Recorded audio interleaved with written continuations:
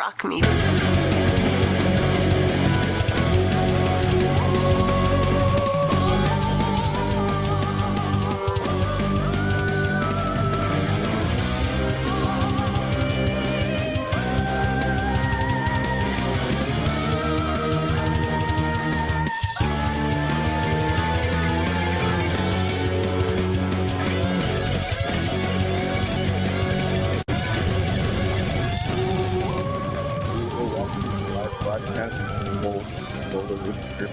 Football tonight. I have a partner tonight. I'm Chelsea, the green-eyed monster here. Perfect. It's great to have you here tonight. Tonight, our home teams, the Root Force and the Redwood Rollers, take on the Southern Oregon Roller Derby and Monterey Bay Roller Derby. So we have a double header. Very exciting. Very exciting doubleheader. These are two teams that Humboldt Roller Derby knows really well. They're pretty close, relatively. Yeah. In our locations. Right. Totally kind of in between. We're right in between both. That's awesome. Have they played either of these teams yet this season? Not this season, but in the past they've played a lot. Nice. Probably regular bouts with them. That's awesome. Well, tell me your derby story. Like, how did you get to this point, and when did you start, and all the things? Sure.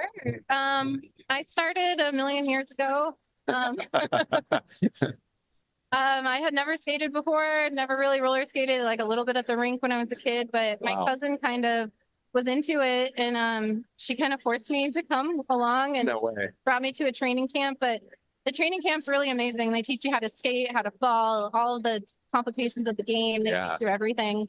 I'm sure falling safely is just as important as anything, probably. Yeah, that's the first thing they teach you is how to fall safely. Cool. Yeah, and then I played for about 4 years with the Redwood Rollers, traveling. Nice. I actually broke my knee in a game with San Jose, and it kind of put me out. I tried to come back, but my knee just wouldn't let me. So, but here I am. There's always a place for everyone in roller derby. Yeah, that's awesome. Seems like there's a ton of volunteer opportunities, and there are a lot of stations. I was just looking at my notes here, and it's like y'all offer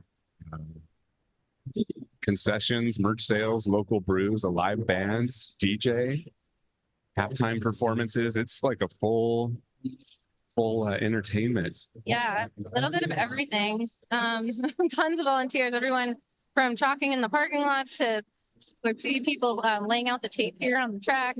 Yeah, I'll have questions about the tape once we get rolling here, I think. That tape's going to go through it tonight. I bet. That was exactly what I was going to ask you about. That's amazing. Cool. And so how long ago did you start? How many years ago was that? That was probably about 10 years ago. Nice. Yeah.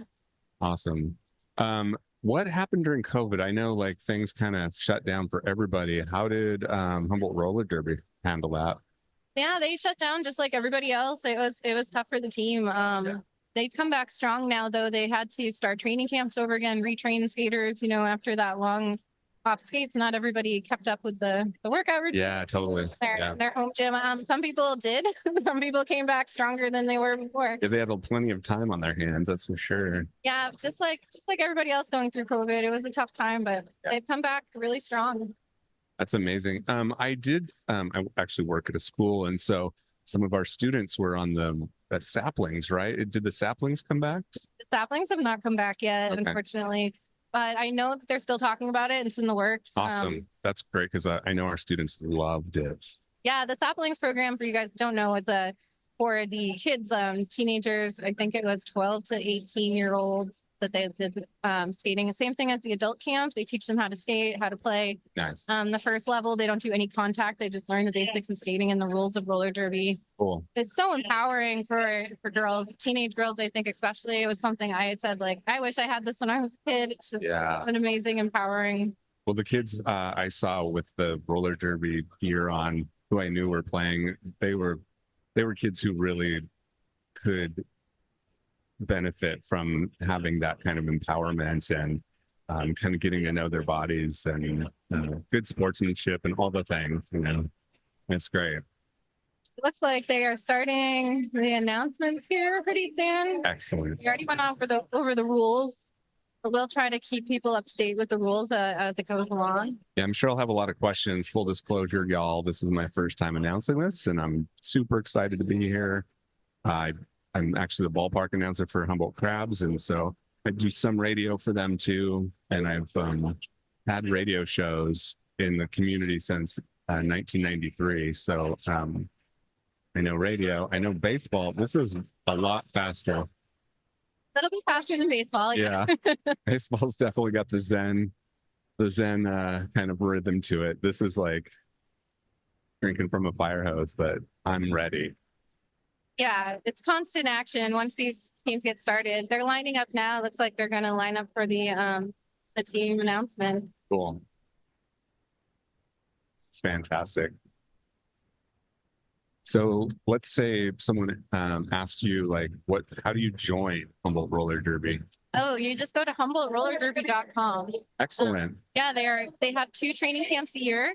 Anybody can join. They even have loaner equipment for people that aren't sure if they want to commit to the skate and buy all the equipment, because it can get expensive. But yeah, they have those opportunities. They always need reps, skating officials or non-skating officials if you want to skate around, but you don't want the contact. Yeah. Do that. Yeah. Or all of the other volunteer jobs we were talking about. And they do try to balance it. So when we have a double header like this, they're volunteering for one of the games and they get to just sit back and watch the other game. Oh, that's awesome. That's fantastic.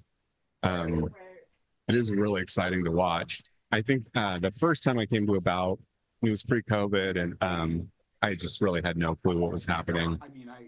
It felt, kind of like, well, anytime you watch a new sport, it's confusing. But fans, people that don't even know what's going on, but they still enjoy being.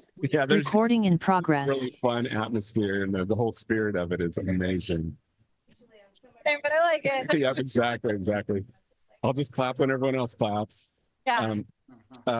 If someone wanted to volunteer, would it be the same? You just go to the website.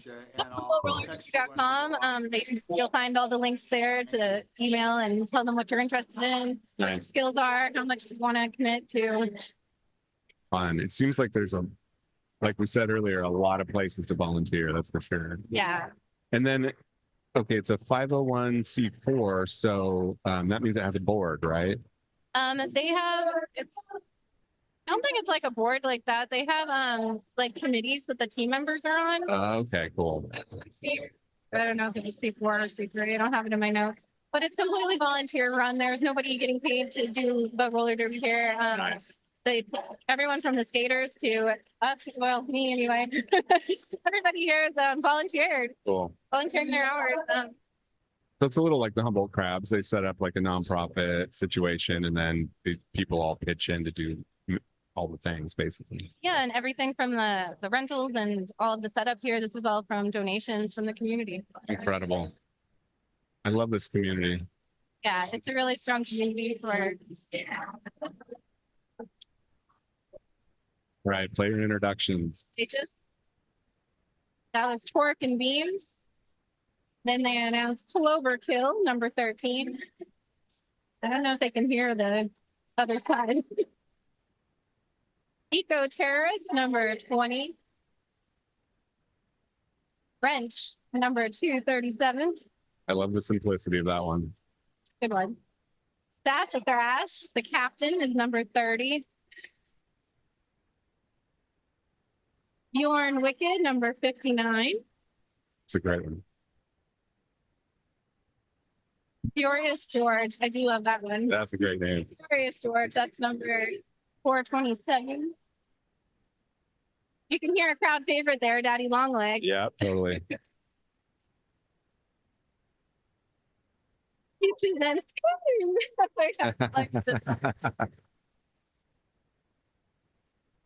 Clam Chowder, number 707. 7-Eleven, not Lisa. I don't know who it is, but it's not Lisa. It's not Lisa.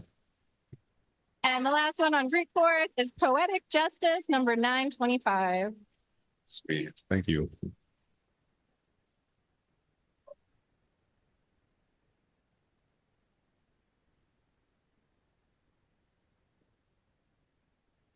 So you guys on the radio can't see them, but they're doing their little glory lap around the track.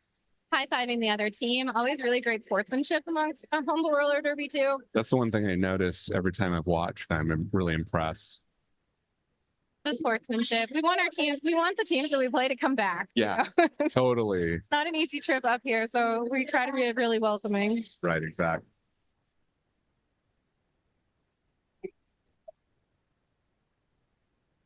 Teams are already lined up at the pivot line. Are we starting already? 5:55. Yeah, the countdown still says 3:40. Well, let's do this. We'll do the station ID. You're listening to KZZH 96.7 Eureka Community Radio from Access Humboldt. And we have some underwriters. You'll definitely want to know about those. This broadcast is underwritten by the Speakeasy Bar, a New Orleans-inspired custom-built bar, seasonal craft cocktails, local fresh ingredients, live jazz and blues music, and more, located at 411 Opera Alley in Eureka. And also by Rennie Public Law Group, providing legal services to public agencies throughout California, practicing public law in the public interest.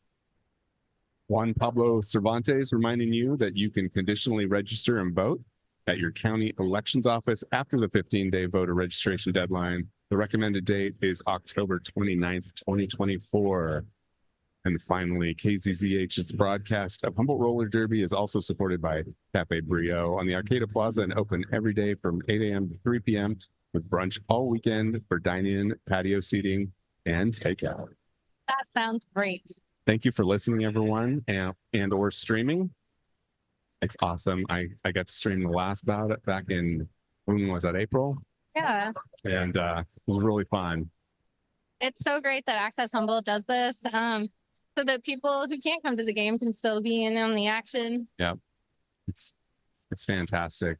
We for the crabs, we get a lot of folks watching who just are out of town or have moved away. Players, parents, a lot. It's really cute.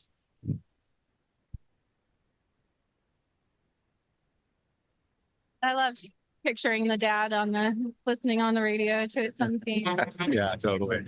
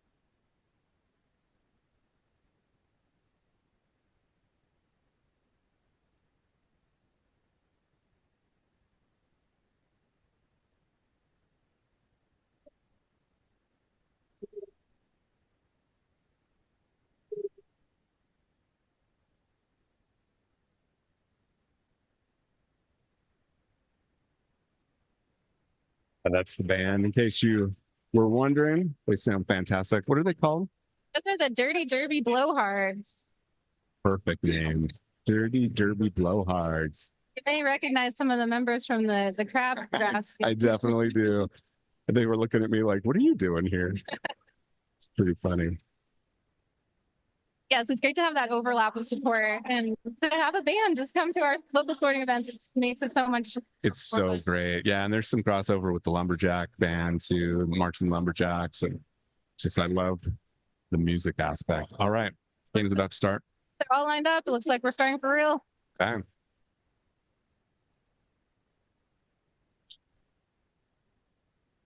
Go. Teams are lining up. Have Brute Force up on the pivot line, already in an anchor formation, trying to keep that jammer from SO Derby from getting through the pack. Yeah, they're doing a pretty good job of holding her back. For people that don't know much about Derby, pay attention to the star. That's what you want to watch. Just watch her, the skater with the star in her helmet. She's the that's jammer. the jammer. Exactly. We got number 13, breaking loose, Cloverkill. just barely able to stay in, but did manage to stay in. She's coming back around the track. And that's the first jam already. Amazing. That was so fast. All right. So I'm guessing SO called off the jam. I can kind of miss that. Yeah, it looked like it was number 13 there, Mountain Mill, called off the jam. They do that by kind of hitting their hips. Yeah.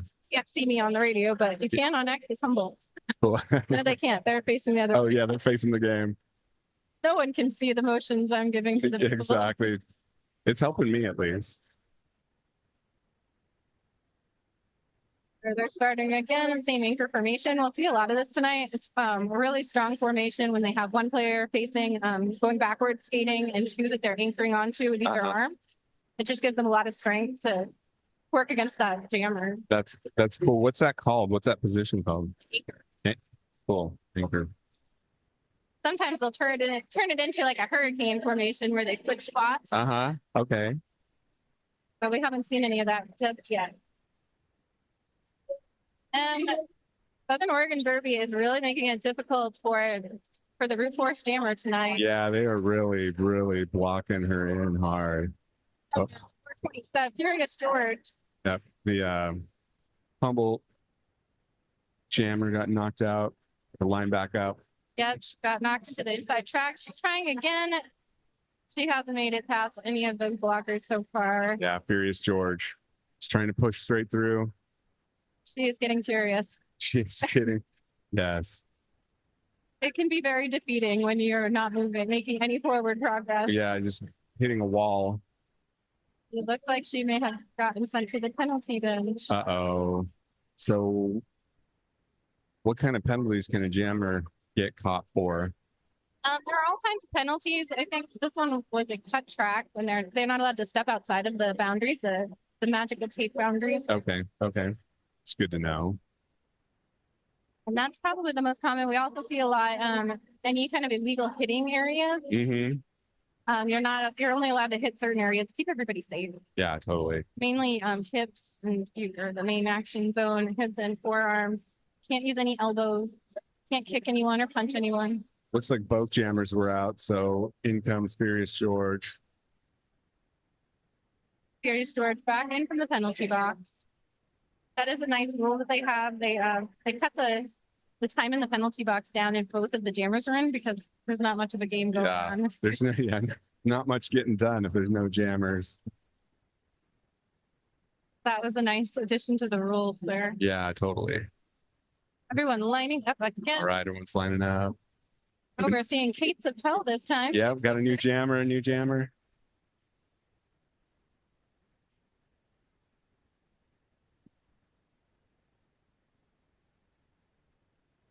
We'll be able to give you more details once they come a little closer. Yeah, they're still moving pretty slow. Southern Roller Derby, though, I mean, there's a lot of people on the floor. Yeah, there's a little pile up. Oh, Southern Roller Derby jammer almost got out. Almost. Recycled right back. Yeah, sent right back to the back. That is pure pressure. Yeah. Great job by Humboldt Roller Derby, keeping Kate's a hell back. Yes, that's exactly how that formation is supposed to work. Yeah. You can see Daddy Longlegs trying to push out the jammer there, relying on the team to kind of push against, give her that extra force. Yeah. It takes a lot of willpower to be a jammer and get hit out over and over again and just keep coming back for more. Yeah, you definitely have to be persistent, it looks like. It was not my favorite position as a skater. Seems like it's definitely the one with the most Pure pressure did finally get through. She's the lead jammer. yeah, pure pressure, I think. That was the word I was trying to think of, just like high stakes. Tiptoeing around that line there, trying to avoid a penalty, but it looks like she did cut the track. Ooh. You can see the refs making that X, Yeah. cutting the track. All right, so SO jammer in the penalty box. Anti-pass. Ah, It's also called panties, but right. the pivot can get past the jammer helmet cover and become the jammer. Yeah, so that's the pivot, right? Correct. Okay. The pivot has become the jammer, which is number 13 there, Cloverkill. Overkill. Cloverkill with her glasses and visor, protecting those eyeballs, Smart. getting recycled to the back of the track. Let's try third time's a charm. Let's try it again. Looks like the jammer called. Okay. Southern Oregon got some points on that one. So I guess so. I've got 4 points. Yeah, and a lot of the times that's what you'll notice. Whichever team gets lead jammer position, they're usually the ones to come up on top. Because they have the control to call off the jam. They can score their points and then call it before the other jammer has a chance. Hey, looks like we SO 5 and Root Force has 3, so it's closer than I thought. Yes, 3 to 5, that's nothing. I know. It could definitely get into the hundreds for sure, depending on how fast it goes. Like it's an official timeout, judging by the official holding. Okay. How long is the handy little cheat sheet? Awesome. How long is the timeout? It depends on what they're discussing, I guess. However long it takes them to figure out whatever they're trying to decide here. And if a team calls a timeout, how long is that usually? I should know that, but I don't. It's been a while since I paid attention to it. Yeah, that's cool. Not that long. I'm sure it's like 30 seconds or something.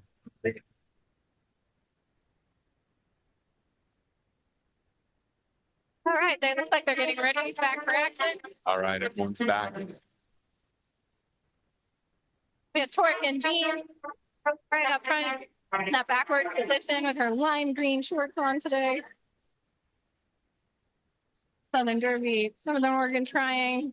They're hard to find that formation. They were able to do it just in time to stop the Root Force jammer. Looks like SO jammer escaped the pack.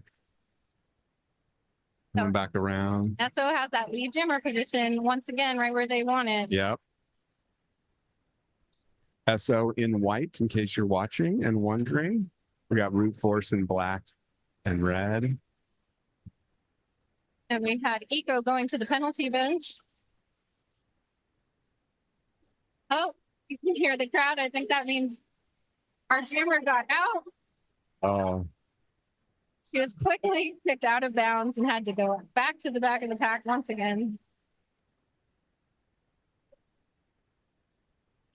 Yeah, you guys don't have to wait for us to tell you if the jammer gets through. You will hear the crowd. Oh, yeah. The crowd is definitely getting into it. Southern Oregon still has that lead jammer position, so they're going to try to take advantage and get as many points as they can. Keeping an eye constantly on that Root Force jammer. Yeah. If she gets through, that's probably when Southern Oregon will call it. But it doesn't look like she's too worried about Humboldt Roller Derby's jammer right now. So no, Madam Morticia is the jammer for SO. She has that Morticia, number 85. Number 85. She got through the pack, got those extra points, and called off the jam. I don't always say the points. They get a point. The jammer gets a point for every player on the opposing team that they pass with their hips. But sometimes it can be hard to tell from our view. Yeah. Looks like it's 8-7. It's SO, 1 point ahead. They're updating that score 7-13. Oh, 3-13. Why is it going backwards? This is why I don't keep score. It can be a little complicated. Seems like it would be. We'll wait a second, see if there's any more updates to the score. Looks like we're getting some tape on the track. You're going to see a lot of readjusting that tape tonight. Yeah, so if the tape gets torn, someone has to go out and repair it. Is that correct? Yep. You see a couple rollers here. Roll. Yeah. Run out.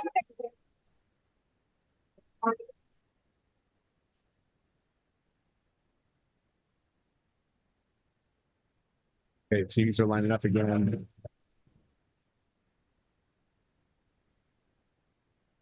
Southern Oregon coming in fast. Oh, Southern Oregon's jammer bumped out. back to the back. Yeah, she's trying to go really fast. She is slipping up a little bit. Yeah. And sliding over the track. And she did break through. Inside of the track is usually where you'll see them sinking through the shorter distance, just like NASCAR. Yeah, just like NASCAR, exactly. It's like NASCAR without the car. Yeah, exactly. Except if you use your car as a bumper car. Pretty slow moving, which makes it really difficult for the jammers. The jammers want the packs to be moving faster. It makes it easier for them to get that momentum and get through. Right. Still, it's like it's one on three. Well, Root Force is doing a great job of keeping the jammer, the Southern Oregon jammer. Excellent defense tonight. Yeah. Both teams doing quite strongly. Oh, and we have another candy pass. Root Force has given the pivot star handy cover, so they are now jammer. Didn't matter though. Southern Oregon had the lead jammer. They called it before Root Force could do anything about it. That cover path. Sometimes they use it for strategy to kind of just like get ahead a little bit, but I have kind of seen it back in my day. It was kind of a desperation move. Like, I cannot go on any further. Please take this duty from me. Interesting. So now it can be used as like a strategy. So if the players aren't paying attention, they're blocking one person, you sneakily pass that cover. We're out again. Wow, Southern Oregon jammers out. Not that inside line, but I think that's number 29, Zombie Bear. No, timeout. Oh, we have players hurt. Oh, it might be an equipment malfunction. Oh. No, maybe it is an injured player. Oh, it looks like she's holding her wrist. We have a Ron Luke Picard as a bench coach over there helping her player. It looks like an possible injured wrist for Torque and Beam. Hope it's nothing serious. We hate to see that.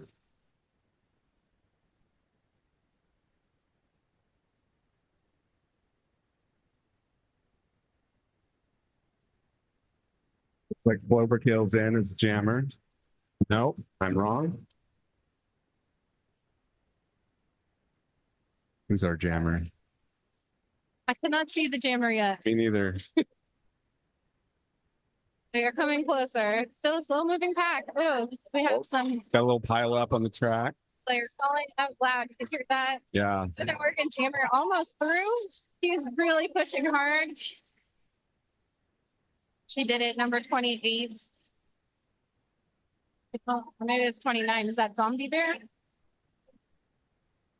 No, 28. I don't have her on here. Yeah, I don't see 28 either. She's not on our roster list, but 28 is doing pretty well as a jammer right now. Yeah, she's doing great. Did just fall and get kicked out of that outside line, but really quick on her toes. If you watch that footwork, a lot of the experienced jammers, they'll do a lot of toe work. Hardly on their skates at all. They're just really working that toe stop. That's really smart too, because you get a lot more push. Yeah. A lot more forward momentum. Yeah, exactly. Not doing her much good now though. Root Force does have a really strong defense tonight. Yeah, really strong defense, definitely. Daddy Longlegs holding that anchor position down. But did it work? Oh, the jammer, she fell down 2 or 3 times in a row. And she did call it. Ooh, if they were exciting. Pick up any points on that. I'm getting sweaty just watching it.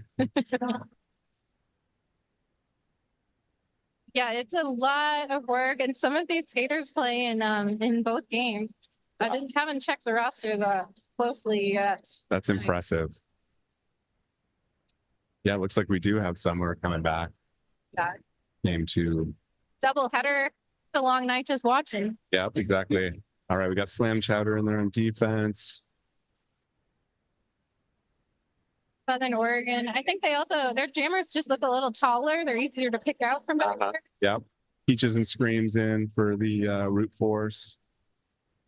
And who else do we have? Bjorn Wicked. Bjorn Wicked. I believe she's one of the new skaters. This might be her first game. Oh, wow. That's great. She's doing excellent. She's doing a really great job. Yeah, it's very impressive. Looks like Peaches and Scream getting sent to the penalty box. Making it a little easier for Southern Oregon, but not easy enough. Oh, looks like. Brute Force is able to get out of the pack. Just barely. Just barely. And this is the first time we've had lead jammer tonight. Yeah. The crowd's been crazy right now. They're so excited. Brute Force with the power, the lead jammer position. She is picked out of bounds on that inside line. And then she tried to get back in front of that pack, which is causing that cut track penalty. So while she still is lead jammer, the jam is still going on until she calls it. So this is Southern Oregon's opportunity to try to fill that gap with whatever point Brute Force might have scored. Oh, that was close. The Southern Oregon jammer almost knocked out. She's putting her hands like she wants to call it, but you can't. Sorry, you're not lead. You're not lead jammer. Sorry. She's still pushing hard though. A little bit slower than she was last time, but still getting around that track. That is Scrambler from SO Derby. Wow, that was too easy. Yeah, that was too easy. She just like stepped over someone's leg and slid right through. I think Brute Force wasn't really paying attention. You have to watch that inside line so closely. That was a very smooth, sneaky move. It felt like. Yeah. It's like, well done. That's one I think Brute Force will look back on the tapes later and Yeah. that one will hurt a little bit. Yeah, definitely. But head on a swivel. That's what the coaches always say. You have to have your head on a swivel and pay attention to everything around you. Always be seeing everything. Do you watch the films for of the other teams before they come, just so you kind of know what their plays are and stuff? Back when I was a competitive skater, I would. Yeah. They would have team meetings. We'd watch the games together. We'd talk about strategy. Not only the teams we're playing, but the best teams in the league, Yeah. the ones we want to try to copy and mimic. Right. So they do a lot of research. That's really smart, I think. And do different teams have different plays? That's kind of their specialty. Yeah, you can definitely see the different plays. If you look at the top rated WIFTA, the Women's Flat Track Roller Derby Association, the top teams, they have a very different strategy than some of our strategies. We've adapted those. Cool. Some of the new moves. So I don't know what they've been working on this past season, but Well, they probably have some new tricks. I would get the officials lining back up. But a lot of the times it's those old standbys that really get the job done. Yeah, the classic moves. Yeah, this classic anchor room position. I mean, it's a strong move. It works really well. You can adapt it to a tornado type move. It's cool. Why mess with it? We used to see some of the fancier moves like that movie Whip It, where you see like people trying to like kind of whipping people through the track. You don't see a lot of that anymore. That seems like something you would have seen in like 70s roller derby or something. It's a good show move, but it doesn't work as well now with the style of play. It could be a recipe for someone getting hurt too. It's 7-11. Not Lisa. Not Lisa is jamming. I heard a rumor that she had a twin whose name is actually Lisa. And that's how she got her name. Southern has that lead jammer position once again. Once again, lead jammer. Dismay of Brute Force. Pure Presser. Pure Presser. It's the name of their jammer. Yeah, she's making it look really easy right now. Yeah, she definitely is. There are some of these sneaky jammers, they go around the track like really casually and then just kind of kick in that gear once they get up to the pack. I could see that would be really effective, actually. We don't see that coming. Oh, it looks like we have a player in the penalty box. Yes, there is. I can't tell who that is right now. It is not a jammer or a pivot, though. Yeah, that's good. Seems like maybe it's a little Captain Obvious here, but having your jammer in the penalty box seems like. Yeah, not a great thing. Yeah, real. Right, exactly. Oh, hip check. Big hip check. Yeah. I wasn't sure if she'd get a penalty for that one. Yeah, I was wondering about that. It was a legal blocking zone. So yeah. Sassafrash. Got bumped. They did get through the pack again. Southern Oregon still without the lead jammer position. I don't believe Root Force Jammer has gotten out of the pack yet. Your presser has done really great. Oh, fall off the jam. All right. Poor presser. You can see her looking back at her bench coaches too. The jammer is making a lot of these decisions, where to go, how she wants to maneuver through. But they're always looking at their bench coach, or like, when should I call it? Should I try to make another lap? Smart. Do the coaches call plays to the jammer, or Yeah, you'll see the bench coaches kind of yelling from the sidelines, switching up those plays. all right, we got another jam going. Brute Force looks like they're coming through a little bit stronger this time. There might be a chance for getting out, pushing through. That would be great. She used her one of her blockers as a barrier to get at least partially through. Oh, Furious George is passed by Southern Oregon's jammer. Yeah. She's not out of the pack yet, though. No. Here she comes. Come on, Furious George. Oh, she's trying to get through. Oh, so close. It can be hard to watch when they get knocked down over and over again. Yeah. It's like, definitely get your ibuprofen out tonight. Number 0, that's Brawl Bunyan jamming for Southern Oregon Derby now. She's scrappy, I can definitely tell. She is. It looks like she's trying to call it, perhaps. No, she was going to call it, but she ended up going to the box. You cannot call the jam off while you're sitting in the penalty box. Just FYI. Okay, that makes total sense, actually. You are in trouble. You're in the penalty box. Yeah. You shouldn't have any say in what's going on in the game. She has to watch helplessly while Furious George tries to get as many points as she can. Yes, and she got through. Inside track. Oh, that must feel really good. Take a breath. Now she's got to try to do it all over again now that she has made that lap. Right. Oh, the apex did not work for her. Is that what that move's called? Yeah, so where the track turns, they call that the apex. You can jump the apex. However, if you hit someone while you do that, it's an automatic penalty. And obviously, if you miss the jump and you don't land inside of your on the track, you get a penalty for cutting. So dangerous move, but it can be highly effective. Yeah, highly effective. Like a team timeout, maybe? Okay, team time out. Like a Root Force called a team timeout here.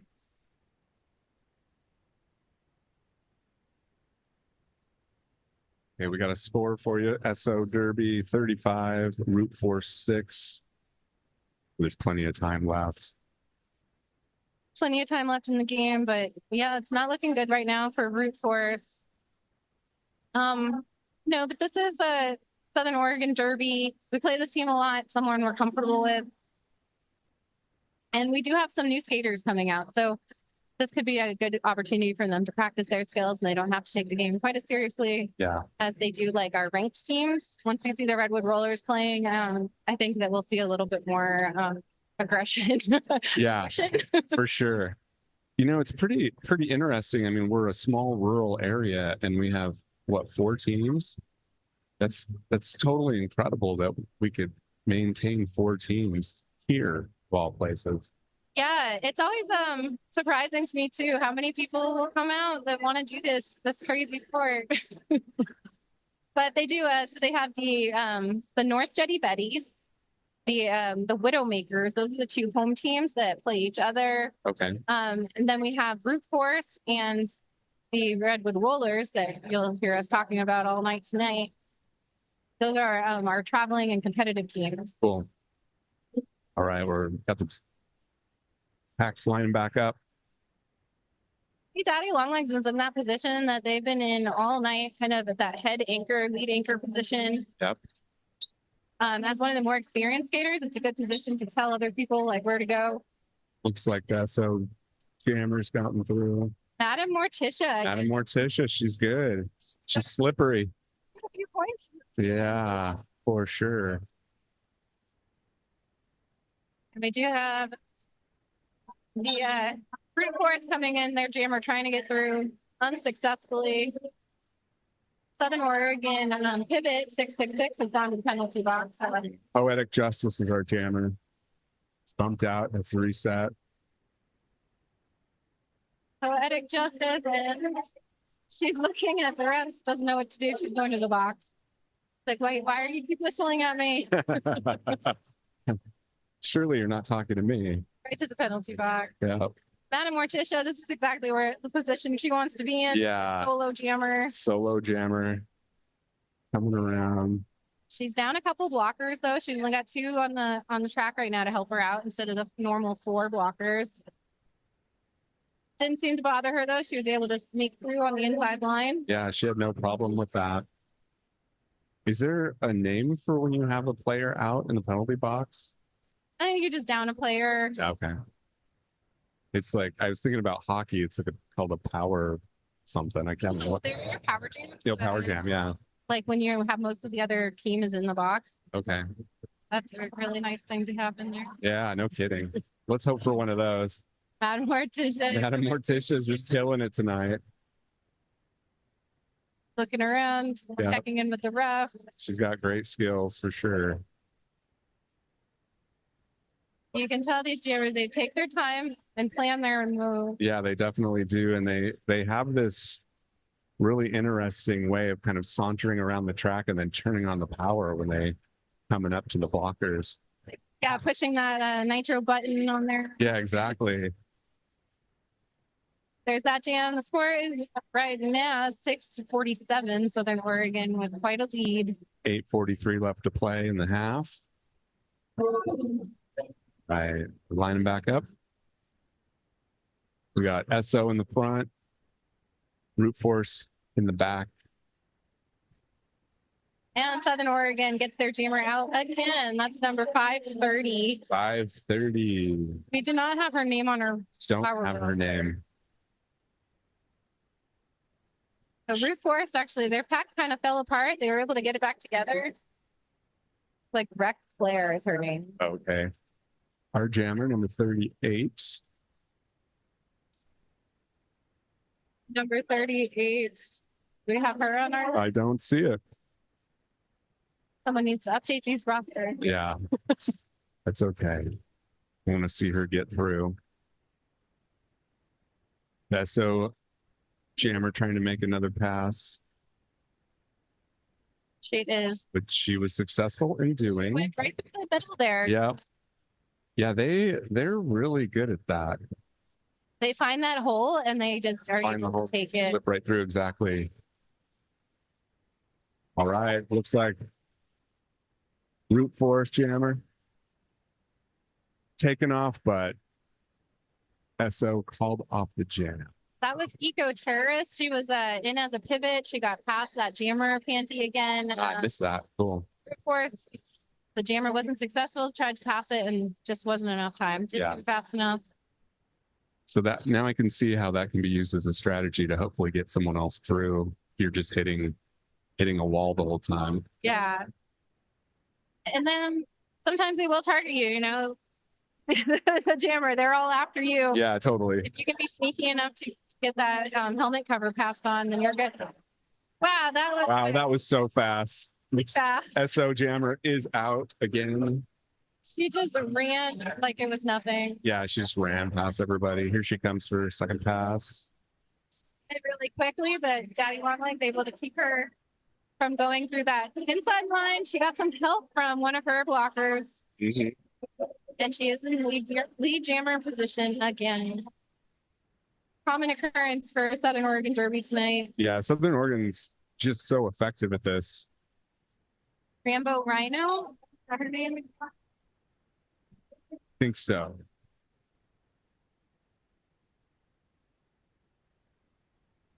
Yeah, Southern Oregon's gonna be pretty happy with their playing tonight, I think, Yeah. when they go back. All right. Got Root Force lining up in front, SO behind. So we have Torque and Beans back on the track. So I guess that apparent wrist injury wasn't very serious, or maybe was something with her wrist guard. Not really sure what that was, but she's back on the track, looks healthy. It's good to see her back, definitely. Brute force. Jammer coming out. Yeah, she got through. That's excellent. That is eco-terrorist. Eco-terrorists did a great job of getting through. Give Southern Oregon some of their own medicine. She's been a pivot most of the night. I think someone decided to just give her that. Yeah. She's knocked down briefly, was able to get back up again. She's making her way around the track. She's able to score points now, which brute force definitely needs. Yeah. Oh. Was that jump in the apex? Excellent. I'm catching on. She did fall, but she was inbound, so she was good. That's great. Going through, she's going right through the center there. Right through the center of the blockers. Little spin move. Managed to keep herself inside. Just going for another lap. Southern Oregon does have a blocker down. So that helps out eco-terrorist a little bit. Yeah. Oh, and she slid right through. No contact. Good job, eco-terrorist. Shield night, they need to give her a jammer. Yeah. Seriously. She's doing great. Yeah. Oh, she just made her way through it yet again. Reaching their moment of desperation, finally past their helmet cover. Exactly. She calls off the jam. Eco-terrorist. Everyone's hero right now. That was a great jam. The crowd went crazy. That might be all the momentum Brute Force needs to get back in the game. Yeah, that was fantastic. It does feel like that's all that we needed. See how many points she scored.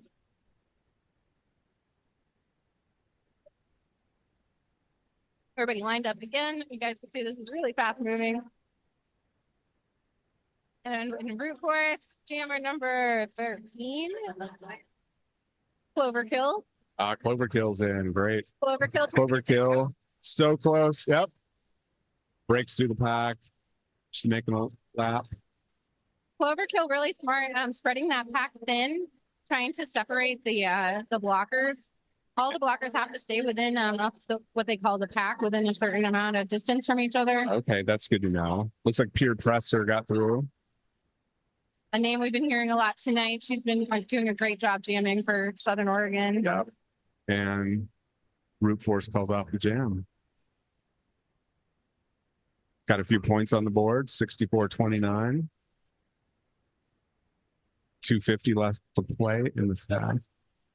It's only the first half. Yep. We got a lot of play left. Got Torque and Beans back on blocking. Number Looks like 707. Slam Chowder. Slam Chowder. Jammer. No, she's the pivot. Pivot, yes. Watch out and see if she gets that. Gets the jammer cover. Yep. They've been doing a lot of passing tonight. You don't always see that. No, it seems like when I was watching the April game, they weren't doing it very much. You'll see whole games where they never pass the cover. But we're back to like the start of the game. Everybody's really holding that defense down really strongly. Yeah, the defense is really strong. That's 427. Furious George jamming for Brute Force again. Trying to get past Southern Oregon. Trying to take that outside line, but they're just a little too fast for her. Yeah, keeps getting bumped outside. And it is just exhausting to have to run back and forth over and over again. You're getting hit and falling. Southern Oregon's jammer down for a second, but uses that opportunity to try and push her way back through. Adam Morticia. Yeah. And she broken free of the path. Did a little adjusting there. You could tell she kind of got beat around. She's adjusting her elbow pads and helmet. And they are just really putting pressure on Brute Force jammer. She took off the helmet cover. She will try to pass that on to her pivot. Or not. Still got it. Still got it in her hand. She does have to put the helmet cover on to be the jammer, though. She can't just carry it around. She can't. I was actually going to ask you about that. I was like, I've never seen somebody just like skating around with it in their hand before. It's right now, Brute Force has no jammer. She's in the box, holding that helmet cover. So that's all Madam Morticia, once again, getting that power jam. No other jammer on the field, on the track. Brute Force holding tight so far, keeping Madam Morticia back. It's like the jam's been called. Or is it timeout? Sitting next here to Harry Pitfall, former referee. Looks like he's doing some other duties tonight, helping tape up the track. Cool. I'm sure the track just gets torn up. Done. But the skaters, they do the setup. They even wash these tracks, mop it. So Wow. it's quite a big job. That's amazing. But as you can imagine, you have to have a nice, clean track. You don't want any pebbles and things on it. No, that'd be so dangerous. As it is, we kind of have a notoriously slippery track compared to other teams. Interesting. Are they made out of different materials? Yeah, I think this is just a concrete floor. Yeah. Some teams have sports track. Some use like asphalt, depending on what they have. Okay. So a lot of players will switch their wheels depending on what the track is that they're going to be playing with. That totally makes sense. If players come here, we always recommend really grippy wheels. Yeah, I was just going to say you probably want a little bit softer, a little more rubbery wheels for this track. Yeah, the hard wheels, you just slide right around. Yeah. Like another time out right now. Blowhards are sounding good. They are getting the crowd into it right now. I see a lot of previous skaters in the crowd tonight. That's really fun. It's a really, really solid crowd. Very full tonight. I did hear that it was a sellout game. And some people do just come for the second game. Oh, interesting. Definitely a pretty packed crowd. We get a lot of support. We have an amazing community here. And listeners like you. Thanks for listening, everyone. We love you out there. I was commentating with Pete. I said my sister is listening from Massachusetts, and so, oh, it's an international. That's pretty cool. Hey, just so you know, you're listening to KZZH 96.7 Eureka Community Radio from Access Humboldt. Just a timeout right now. Score is currently Southern Oregon Derby. It has 70, Brute Force with 29. We're getting close to halftime in the first game of the night. All right, we got our packs lined back up. Like they're getting ready to start once again. That timeout almost over. Southern Oregon packing up in front.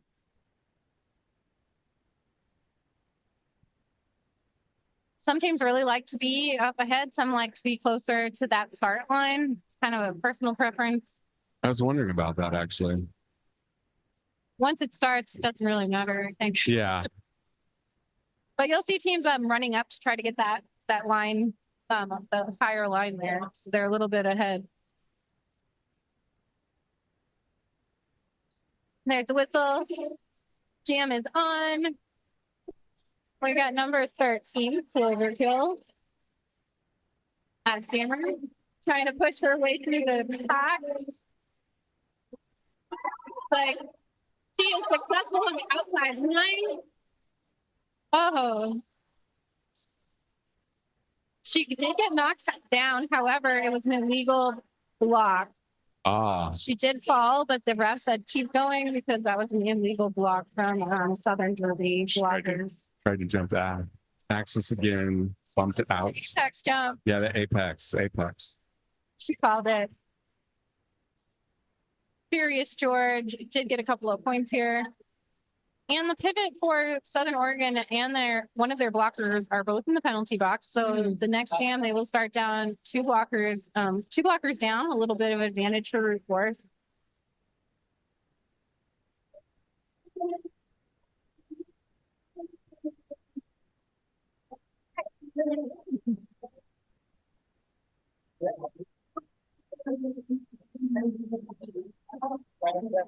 It is intermission.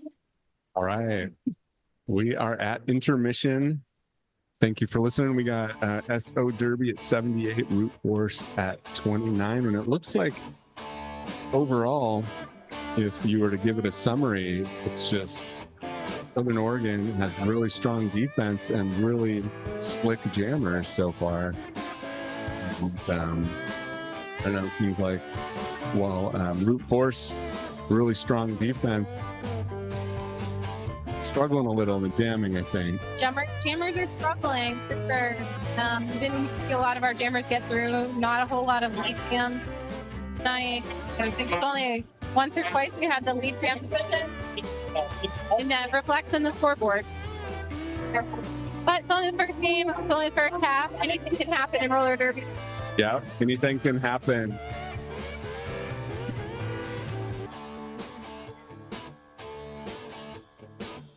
All right, so we will be right back once intermission is done.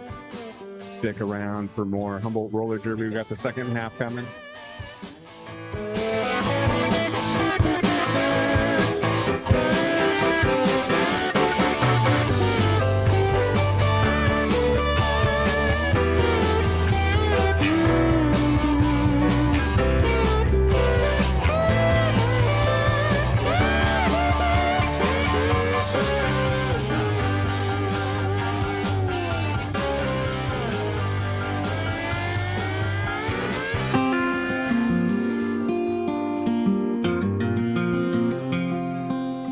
Welcome to the KZZH Community Calendar for the week starting Friday, September 20th, 2024. On Friday, September 20th, it's Kids Night at the Museum from 5:30 to 8 p.m. at the Redwood Discovery Museum, 612 G Street in Eureka. Drop off your 4 to 12-year-olds for interactive exhibits, science experiments, crafts and games, exploring the planetarium, playing in the water table, or jumping onto soft blocks.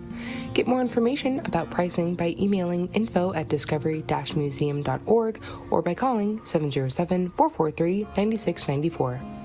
Also on Friday, put your brain to work at Trivia Night from 6:30 to 8 p.m. at the Natural History Museum of Cal Poly Humboldt, 1242 G Street in Arcata. Teams will compete to answer natural history and nature-themed trivia questions.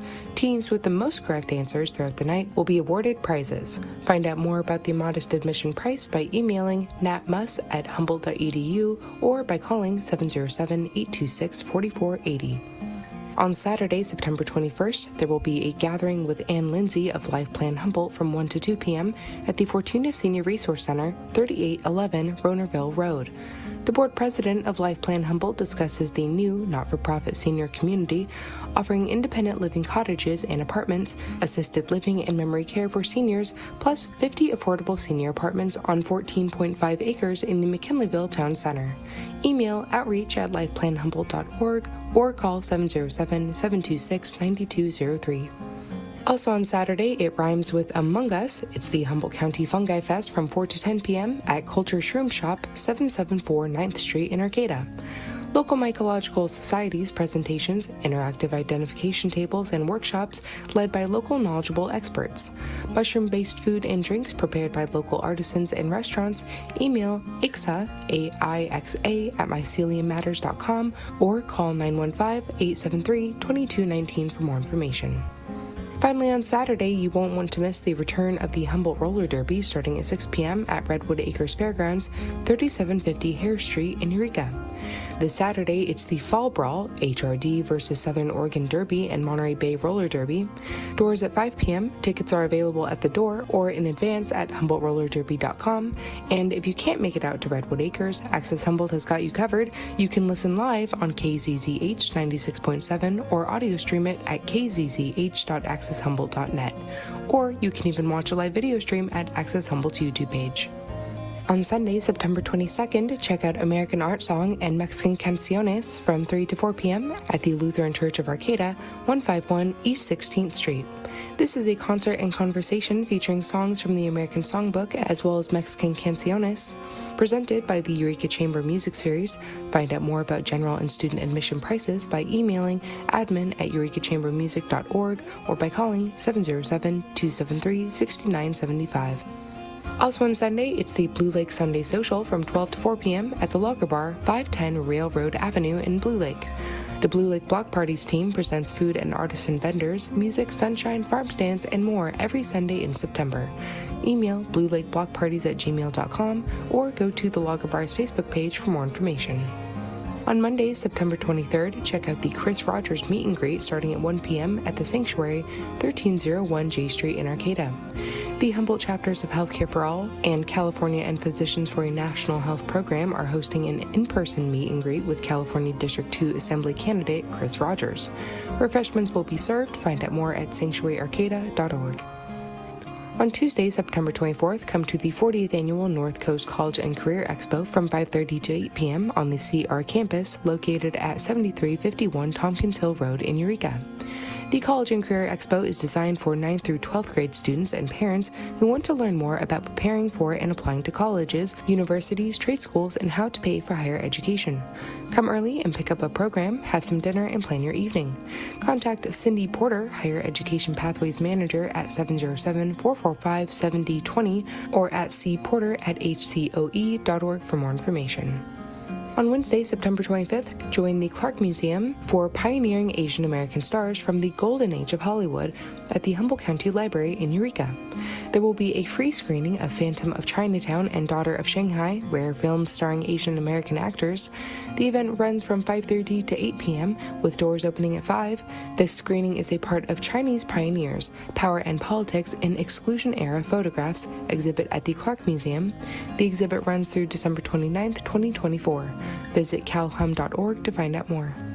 On Thursday, September 26th, there will be a teen court volunteer training from 4:15 to 6:15 p.m. at the Boys and Girls Club of the Redwoods admin offices, 939 Hare Street in Eureka. Learn to be a peer mentor in this teen-run real court and make a difference in another teen's life. This event is for 8th through 12th graders. Email hcteencourt@bgcredwoods.org or call 707-444-0153 or text 707-362-1514 to reserve a spot. To submit your nonprofit event to the KZZH community calendar, go to kzzh.accesshumboldt.net and follow the community calendar link located near the top of the page. Your event information will be read twice a day, at noon and 5 p.m. on weekdays and at noon on the weekends. Your event information will also be shared on Access Humboldt TV's bulletin board. Access Humboldt, local voices through community media. For KZZH in Eureka, I'm Isabella Vanderheiden.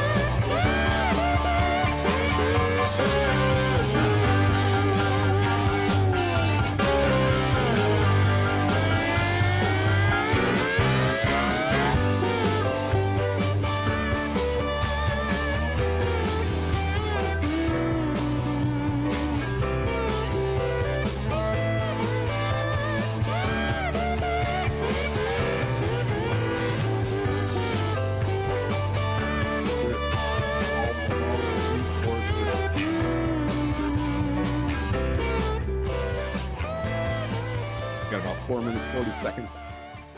So starts up again the second half. This broadcast is underwritten by the Speakeasy Bar, a New Orleans-style custom-built bar, seasonal craft cocktails, local fresh ingredients, live jazz and blues music, and more. Located at 411 Opera Alley in Eureka. Roller Derby is also brought to you by Rennie Public Law Group, providing legal services to public agencies throughout California, practicing public law in the public interest. I'm Buck Calhoun. I'm my partner here. I'm Chelsea, former Humboldt roller derby skater here, trying to keep you guys in on the action, even though sadly you can't be here in person. You're doing a great job, Chelsea. I really appreciate it. No, I said maybe they're not here in person, but I guess they could be listening on the radio. They totally could. There are definitely people who stream the Crabs games in their earbuds while they're watching, so they got all the details, you know. So if you're here, glad you're here. Yeah, if you leave, just turn on the radio on the way home. That's true. You can always do that as well. If you're at home and on the road, we're glad you're listening. No one's leaving yet, though. We're only at halftime for the first game, and we still have a whole nother game to go tonight. Exactly. We got a packed house tonight. We got the band. What are they called again? Roller Derby Blowhards? Yeah, the Dirty Derby Blowhard. Dirty Derby Blowhards. That's right. That's right. They're doing a great job. I hear some pretty familiar tunes from the Crabs games. I love that. All right, Humboldt Roller Derby is also brought to you by Juan Pablo Cervantes, reminding you that you can conditionally register and vote at your county elections office after the 15-day voter registration deadline. The recommended date is October 29th, 2024. KZCH's broadcast of Humboldt Roller Derby is also supported by Cafe Brio on the Arcata Plaza and open every day from 8 a.m. to 3 p.m. with brunch all weekend for dine-in, patio seating, and takeout. So Chelsea, what are you hoping to see in the second half of this game? Well, with the score at where it is right now, Southern Oregon with 78, Root Forest 29. We want to see Root Forest come back. Yeah, we definitely want to see some strong jamming in this half and some really strong defense. And that might seem kind of obvious, but it's the basics, and that's what we need.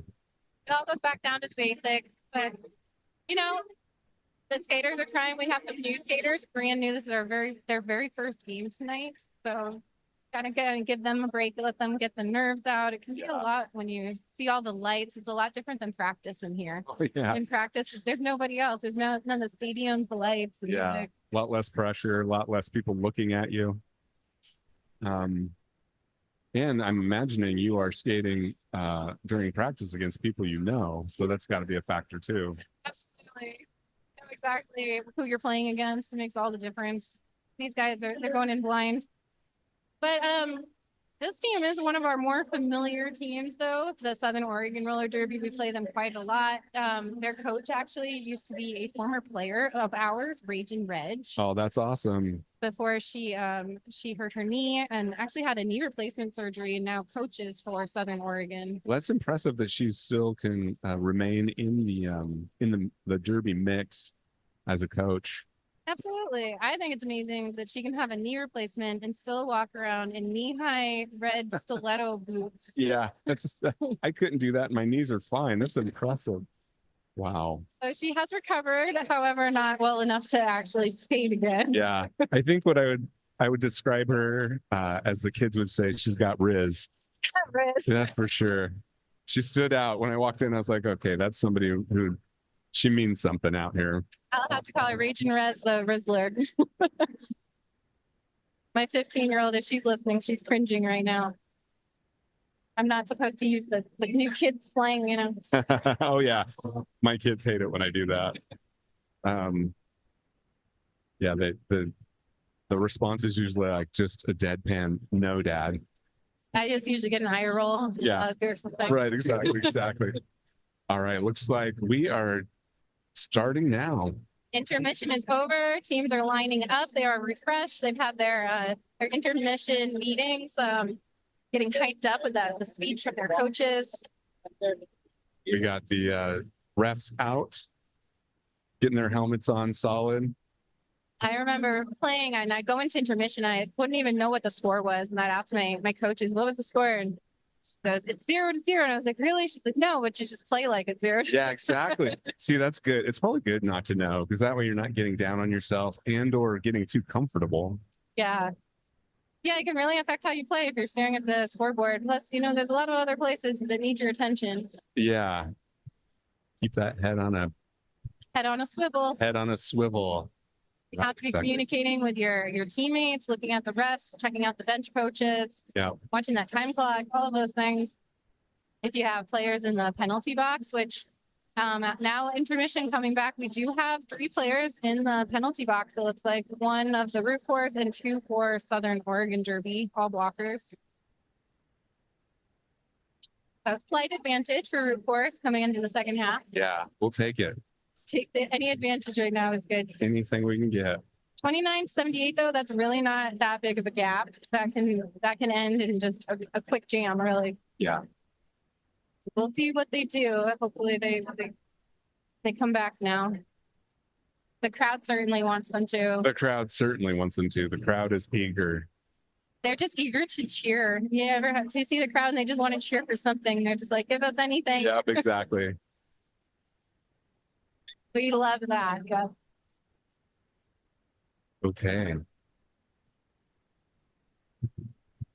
Can smell the pizza. It smells like sweat and pizza in here. Sweat and pizza. It must be roller derby. It's roller derby. That's great. I heard a rumor that we did sell out Franceschi Hall. I'm not sure if that's true, but we sell out quite frequently, so I would believe it. I would not be surprised at all. This seems like a packed crowd to me. There are people standing in the back even. Got people standing, got people sitting right in the danger zone over here. Oh yeah, that is a danger zone. You have to be 18 and up to sit on the floor next to the track, just in case. Yeah, that's understandable. We don't want to send any kids to the ER. So Adults can fend for themselves. the adults can fend for themselves. Yeah. Just don't spill the beer. That would be my only rule. Don't spill the beer. Yeah, wet track could be really dangerous too. We don't want any wet tracks. No. And you don't want to have to get up and get another beer, miss the action. There's the whistle. All right. Lighting up. Jam 1, here we go. We got the teams kind of side by side, kind of switching positions. They're Yeah. last minute maneuver there. Root Force jumped in front. And in Root Force, we have Poetic Justice jamming for Root Force again. Oh, Southern And Oregon. for Southern Oregon, we have Brawl Bunyan out Brawl front. Bunyan. Yep, got out on that inside line super easily, kind of tiptoed her way through. Still pushing through the pack though. All right. Looks like the Root Force defense kept the jammer out. Poetic Justice Oh. did get out. That's why I hear the crowd now. They just got through though. And the jam was called by Southern Oregon. All right. They saw Root Force jammer get out. Yeah. They were smart to call it before they could get any points. Right. Yeah, I noticed that's a really like obvious probably strategy is to you see that the other team has a chance of catching up, getting their jammer free, or getting any points. You just call the jam and then It's a simple strategy, but easier said than done when you're really having, you're fighting through trying to do all of those things and then also paying attention to where their jammer is on the track. yeah, totally. If they're able to score points. All right. Root Force jammer trying to force her way through. And it looks like the Southern Oregon jammer is out. Making a lap. Getting lead jammer again, Southern Oregon. Yeah, number 28, the unnamed jammer. She tried to jump that apex. She was unsuccessful. Bumped out. Everyone's lining back up again. Root Force coming for their passing to get points now. Let's see if she can get through. Trying to push her way through the pack. Got past Swifty Mill. I love the names, that's for sure. Still trying to push through, not making a ton of progress, but trying her best. Meanwhile, Southern Oregon's jammer was able to call that. Southern Oregon's defense is really strong. It's been so difficult for the Root Force jammers to get through. The overall, Southern Oregon just had stronger jammers tonight, Yeah. but they all, another jam. The jams just keep on coming, so another chance. Every jam is like a mini game where Yeah. they get a whole new chance to start over. Totally. 86-32 is the score. Southern Oregon is ahead. Got 27-23 left in this half. Daddy Longlegs holding down the anchor blocker all night long. You can see that experience in that skater not allowing the Southern Oregon jammer to get through on that inside line. Really giving them a hard time. The team working together, communicating. You hear them yelling to each other. Looks like Southern Oregon's jammer is through. Oh, come on. Furious George. Yeah, Furious George makes it through the pack. It looked like she might not there. She was stumbling a little bit, but she was able to fight through. Yeah. And I do think she was able to sneak a couple of points in there before Southern Oregon got to call that off. Excellent. You're listening to KZZH 96.7 Eureka Community Radio from Access Humboldt. That was 5:30 rec player for Southern Oregon. All right. Who is not on our roster list, but she has been a very successful jammer for this evening. I want to make sure she gets mentioned. Lining up once again, we got Twerk and Beans holding down the anchor blocking position right now. Got number 13, Mountain Mel, a strong defensive blocker. All right. Number 13. Number 13. Overkill getting through the pack. Overkill's been one of our more successful jammers this evening for sure. Definitely broke loose. Made their way through. Pushing, gaining some momentum, found that inside line, getting some help from the blockers there. Definitely doing a great job getting through. And in the meantime, blocking Madam Morticia. Yes, jammer action happening right now. Definitely. This is fantastic. And Southern Oregon calls it. You don't see a lot of that happening when the jammers are fighting each other. No, a little bit of scuffling. Does make it more exciting. Madam Morticia, though, she's a tough one. Yeah. She's been a really good jammer tonight. We're seeing a little more momentum from Root Force. I think they're already coming out stronger than the first half. Yeah, definitely. Score is still not looking great, though. 90 for Southern Oregon, 36 Root Force. Teams are lining back up. That was the jam whistle. We're on Jam 5. Got that familiar location, formation. Daddy Longlegs holding down that blocking, that little pack blocking the Southern Oregon jammer. Very quick on her feet, though. Very quick on her feet. She's doing some juke moves, kind of faking left, going right. Yeah. Trying to go inside, outside, any way she can push through. Southern Oregon's jammer pushed out, having to reset. She has to come back behind all of the other blockers. But that didn't stop her from breaking through. That jammer. Peer presser.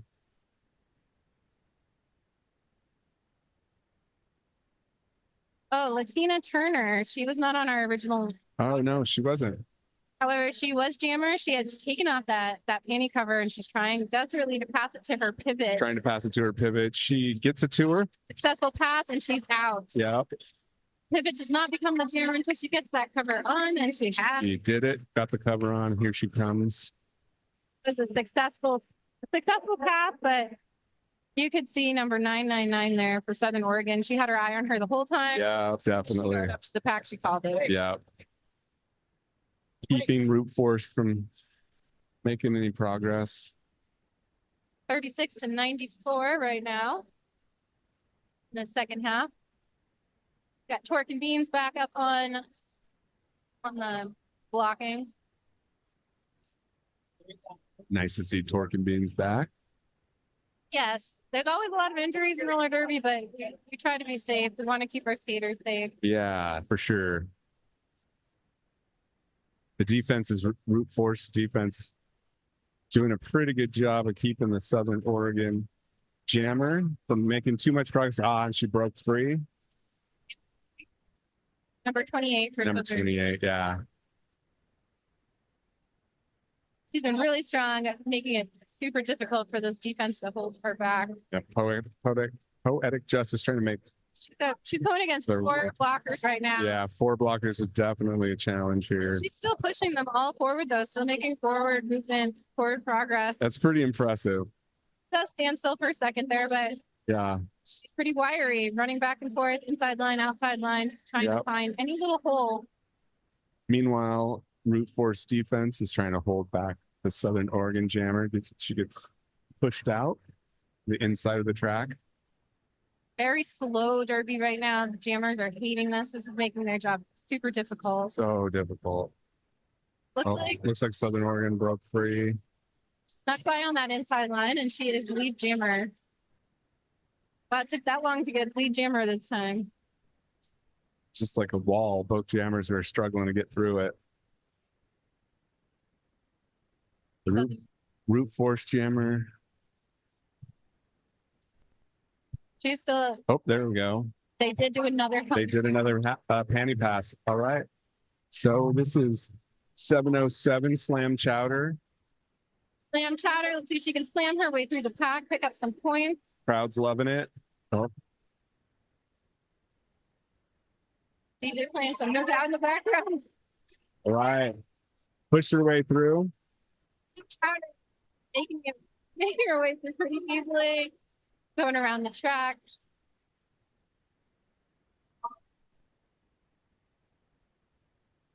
And calling the jam. I was waiting for them to call it. It seems like it took them a little longer. Yeah. 40-98 is the score. 20-51 left in the game. Next jam setting up right now. Everybody getting up on their line. That's Southern Oregon in front. Overkill is the pivot. Let's see if she ends up jamming again. She's been jamming quite a bit tonight. Looks like Route Force's defense trying to break up Southern Oregon's. Gets lead jammer position for Route Force. Already made her first pass. Trying to get in her second now for points. Trying to work her way around the outside. And sneaks through. Here we go. You can see the blockers kind of put all their hands up. They were getting out of the pack zone there. Ah, interesting. Sometimes if you can push all of the blockers far enough, they can't touch you anymore. Oh, yeah. Looks like trying to make her way back through the defense. Southern Oregon kind of holding her head. It looks like she might have got hit in the face. Definitely getting some points on this round. Terrace. Yep. Eco Terrace making her way through. She calls it. Be curious to see how many points were scored on that jam. I don't think she allowed Southern Oregon to score any points, but I could be wrong. Scoreboard says 49-102. Players are lining up once again.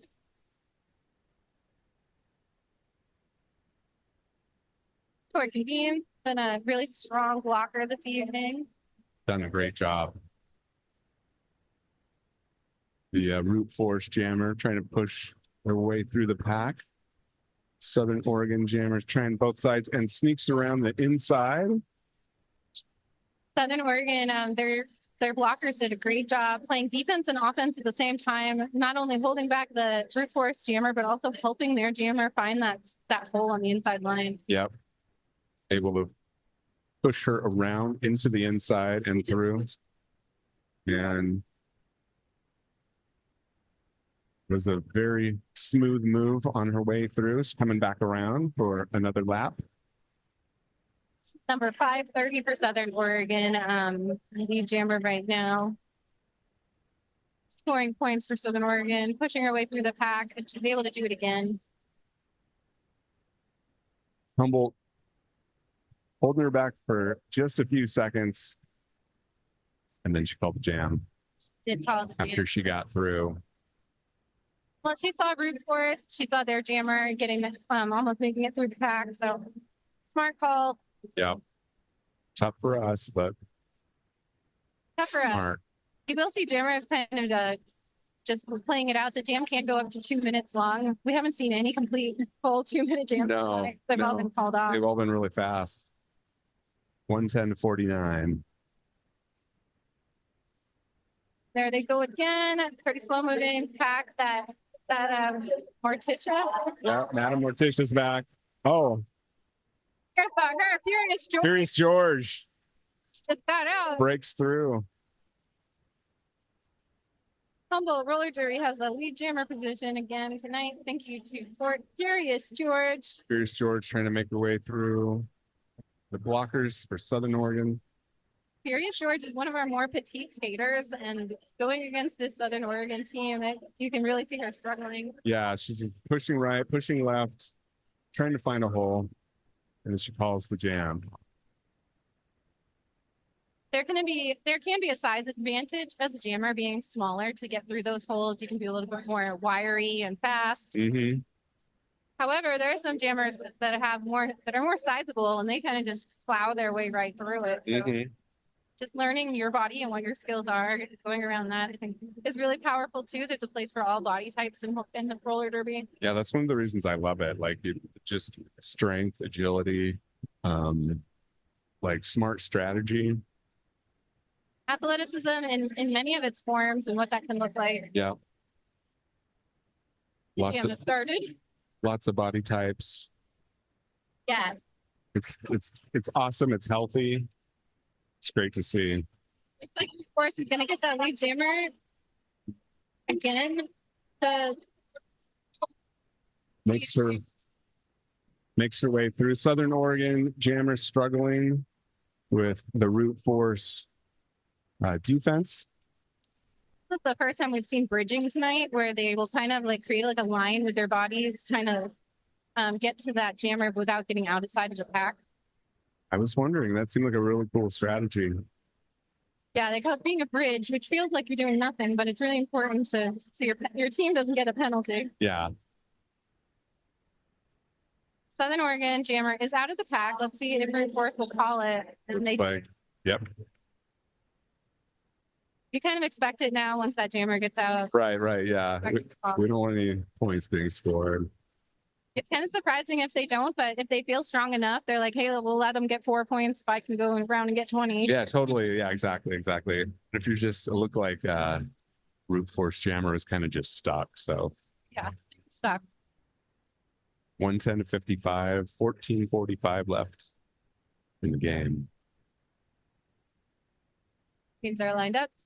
Daddy Longlegs back on the track. All right, jam 11.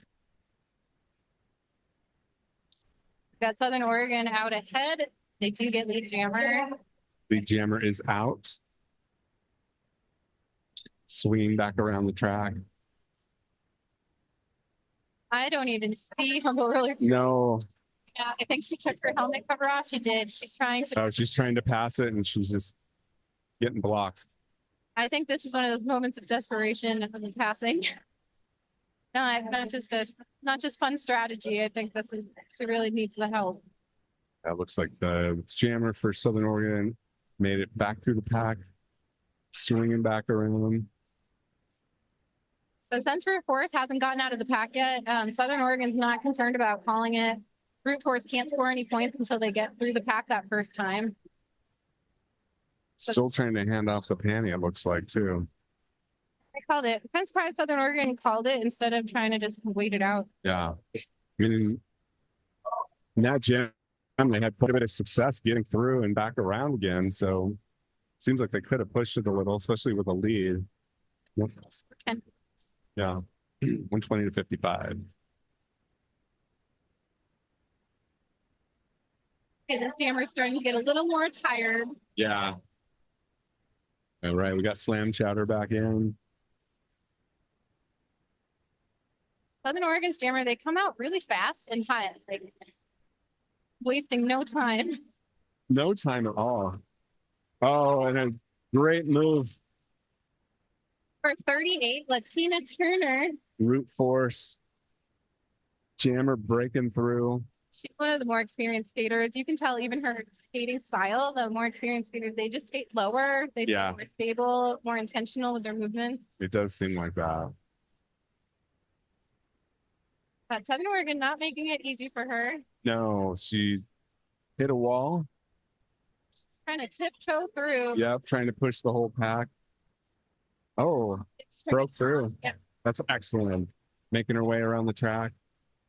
She's able to push that pack apart far enough where they could no longer touch her once they were past that. Setting herself back up, trying to make her way through again. Inside of the track. Like Southern Oregon did a helmet cover pass that time. Jam was called. Air Force got 4 points on that. Southern Oregon got 1 point. We just keep that ratio going. It'd be great. Won this jam. Yeah, right. Exactly. Let's see if we can win the war. In 21 to 59. Teams are setting back up again. Got Kate Zippel. She's been a really strong blocker, making it difficult for our jammers tonight. See if she continues. Brute Force Jammer is ahead. Not making a ton of progress though, trying to push through this pack. Tiptoeing, really putting a lot of pressure on those toe stops. Brute Force has a player in the penalty box.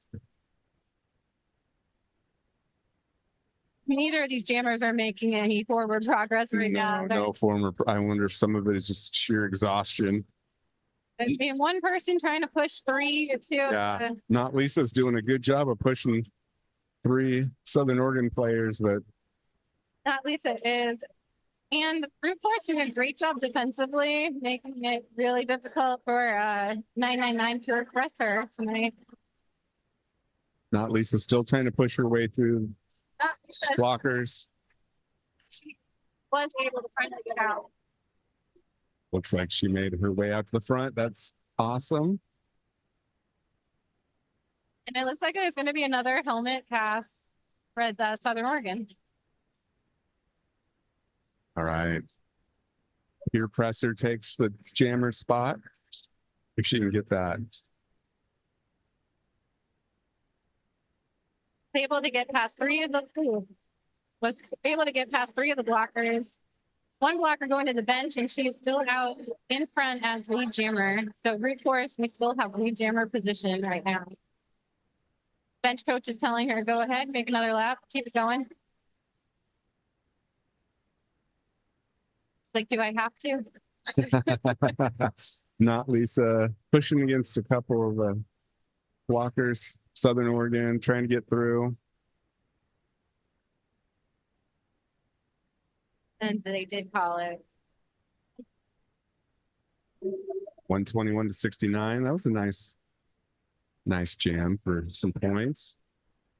10 points there. Yeah. A little more tape fixing up. Teams are lining up again.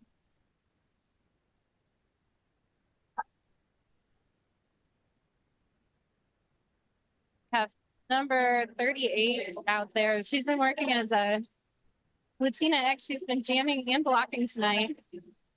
She's doing a great job. That Furious George, she was able to get out of the pack right away. Falls down briefly, back up on her skates. Just tripped over her own feet there, but she was able to get up quickly and have that lead jammer position right where she wants to be. Making her way back into the pack. The crowd was loving that. Oh, makes her way through the pack. Taking another lap. So Furious George, she was going against 2 blockers. 2 of the Southern Oregon blockers have been in the bench, but they are coming out now. Oh, the jammer for Southern Oregon was in the penalty box. Well, that's good for us. Furious George making her way around yet again. The bench coach just screaming at her, "Look at me." This is where her size is really an advantage. She's able to push her way through these large blockers and kind of squeeze her way through. Squeeze through just that, the smallest of holes. Yeah. You can see her taking her time. She's kind of at a standstill, but looking for that hole. Yeah. She'll use that burst of energy, hopefully, to get through. Southern Oregon defense trying to make a wall. Furious George makes it through again. Southern Oregon getting desperate back there. They have taken off the jammer cover. They are trying to pass that to their pivot unsuccessfully. The pivot has the helmet cover now. They're putting it on. Number 5 there for Southern Oregon. Kablamo. That's kablamo. Of course, Furious George called it before Kablamo was able to score points. That was a great jam. That was like probably the best one yet. I think that's what Furious George has been waiting for all night. Yeah. Now that we see what she's actually capable of. Yeah, that's great. And it's also maybe she didn't look as worn out as some of those some of the defense of Southern Oregon. So I think maybe coming in a little fresher really helped. Yeah, getting a little bit of break. It can be difficult if you're down teammates and everybody you have to play in more and more frequent jams. Yeah, exactly. Make all the difference. That's why I'm so impressed by these players that play in both games. It's pretty incredible. You gotta have some stamina and some conditioning to be able to do that. Cloverkill, we'll be seeing her again in the second game, Eco Terrorist. So some of the stronger skaters we've been talking about tonight, they play in the second game. Yeah. We'll see if it slows them down at all, or maybe this is just the warm up. This is the warm up they need to get their head in the game. So just out of curiosity, there are 4 teams. Are they hierarchical? Like, do you work your way up into like a higher team as you have some experience? You do. So once you make the team, they'll put you either on the North Jetty Betties or the Widowmakers. Okay. Those ones, they're the same level. They're just the home teams where we kind of practice against each other. Cool. Brute Force is our B team. And then tonight, the Redwood Rollers, that's our A team, our highest ranked team. All right. So we have some great roller derby coming up then. You'll definitely want to stick around for that. We said small town, it's hard to make all those rosters. So we do have several players. Madam Morticia? No, that's Swift Demise. Swift Demise for Southern Oregon in the lead jammer position now. Coming up against the Root Force Blockers in their tripod formation. Root Force, Jammer trying to make their way through the pack. Yeah, and they did. They were able to break up that formation, leaving Root Force vulnerable, and she took advantage. Looks like Root Force passed the panty to the pivot. That's Cloverkill, or no, is that Cloverkill 13? Yeah, Cloverkill. Kill, yeah. Jamming again.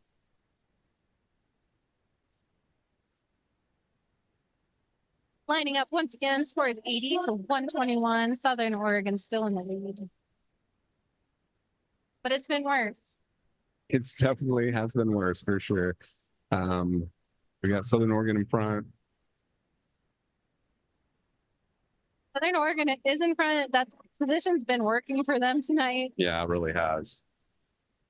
See why they want to keep taking that one. All right, we're on Jam 16, just in case you're counting. Humboldt Root Force able to push the jammer for Southern Oregon into out of bounds. Turner able to get out as lead jammer for Root Force once again. She's making her way around, looking thoughtful, like she's thinking about her strategy. And whatever she was thinking, it worked. Did cut the track though. Cut the track. Okay. And it was just one little toe over, but that's all it takes. All it takes. Okay. Lead jammer, she is, however, sitting in the penalty box. That did release Southern Oregon's jammer, giving them an opportunity to score some points. Yeah, and almost a backflip on the track here. Yeah, we got a couple players down briefly. Wreck Flair, she's coming around the track. Wreck Flair, number 530. Oh, she got hit pretty hard. That's going to be a bruise. Yeah, knocked down flat on her back. However, our jammer is out of the box now. Latina Turner, she's out. And she is still lead jammer. She is still in control of this jam. Let's see how long she lets this jam continue. Southern Oregon is coming up to the pack, scoring points right now. So Latina Turner allowing Southern Oregon to continue to score points. Maybe she's trying to just get a few more before she calls it. but I can't see her not calling it much longer. No, it seems like it would be wise to maybe call it as soon as possible. Although Southern Oregon Jammer is pushed out of bounds, making their way back.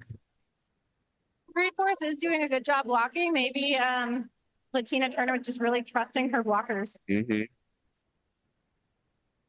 Finally called the jam.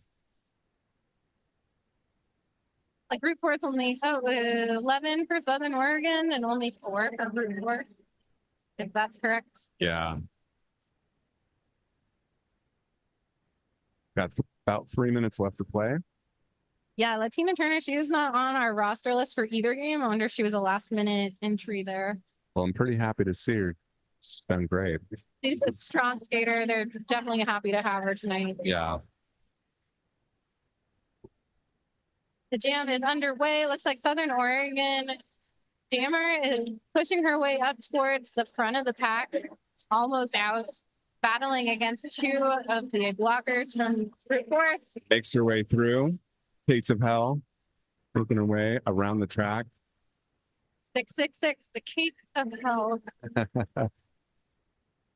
She is giving them a hell of a time right now, easily making her second pass for scoring points. Knocking down a defender. Not Lisa, still trying to make their way through. Past the panty. It looks like Cloverkill now has that jammer panty. Cloverkill's back in as jammer.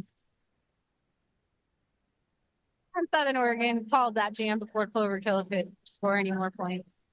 I don't think Clover was able to score any points on that jam. No. Looks like Southern Oregon got 7. Clover keeps getting put in as a pivot and ending the jam as a jammer. Like, I didn't sign up for this. No, exciting night.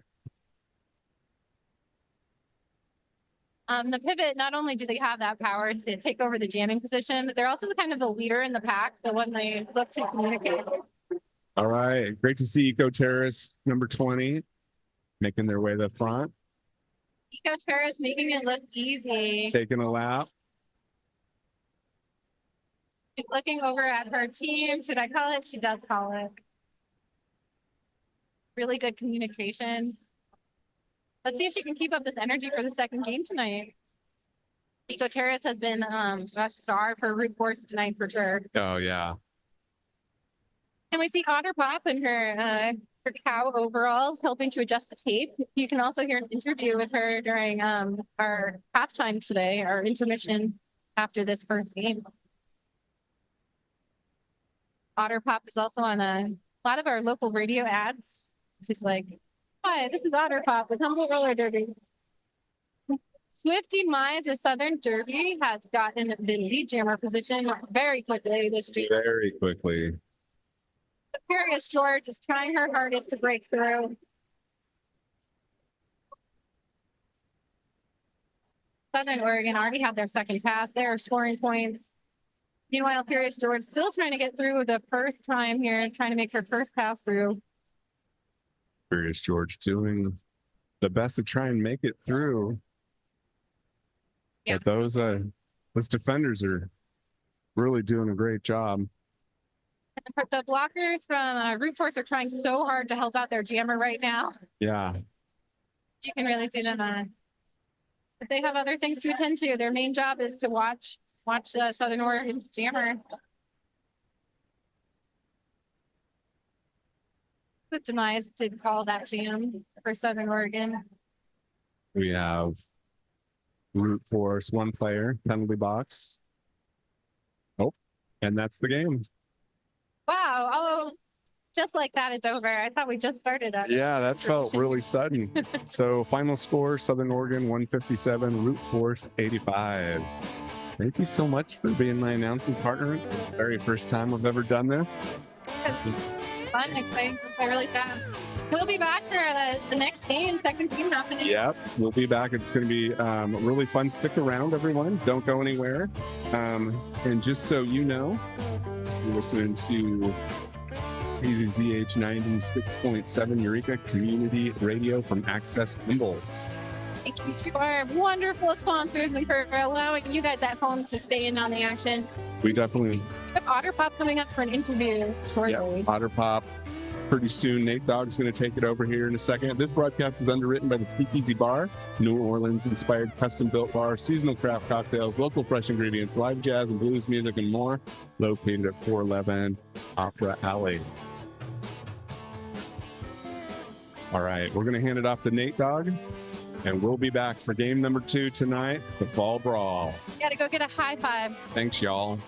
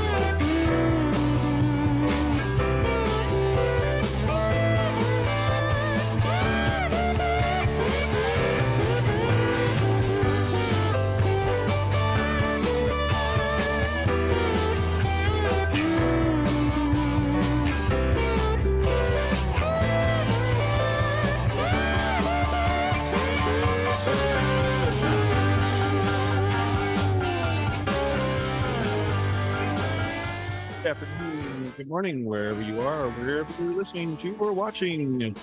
Humboldt Roller Derby, brought to you by KZZH and Access Humboldt. If you are listening on the radio, this is KZZH 96.7 LP in Eureka, California. If you are watching on the stream, we're watching Access Humboldt, either on the YouTube page, our live stream, or on our cable channel 12 here in Humboldt County. I am Nate Dogg. I'd like to thank you all for being here with us tonight. I hope you are having a blast. I can tell you, I sure am. These skaters are so tough. I don't think I could do this myself. These skaters are flying all over the place too. It is quite amazing. Again, this is the Humboldt Roller Derby live stream from Franceschi Hall at the Redwood Acres Fairgrounds in Humboldt, California. I am Nate Dogg. All right. I just want to tell you, let's paint the scene here. This place is packed. There are a bunch of fans here, a bunch of skaters here. And you know, this is a really, really cool event. The vibe is so awesome. I mean, one of the first things that they do before the games even start is they bring all of the volunteers, everybody who comes here. And yeah, I don't think anybody's getting paid. This is all volunteers, all the vendors and all the music, all volunteers. But what they do before the games even started, they bring out all the volunteers to the circle, the oval, I guess. And they do a little breathing and, just thanking everybody for being here. This is a really cool family event. The vibe is awesome. Unless you're in the oval skating. Like I said, they are flying all over the place. I've seen some skaters hit the ground pretty hard, and you do that wince. Ooh, ow, ouch. I've been doing a lot of that tonight. So this is the Humboldt Roller Derby. I have some information for you.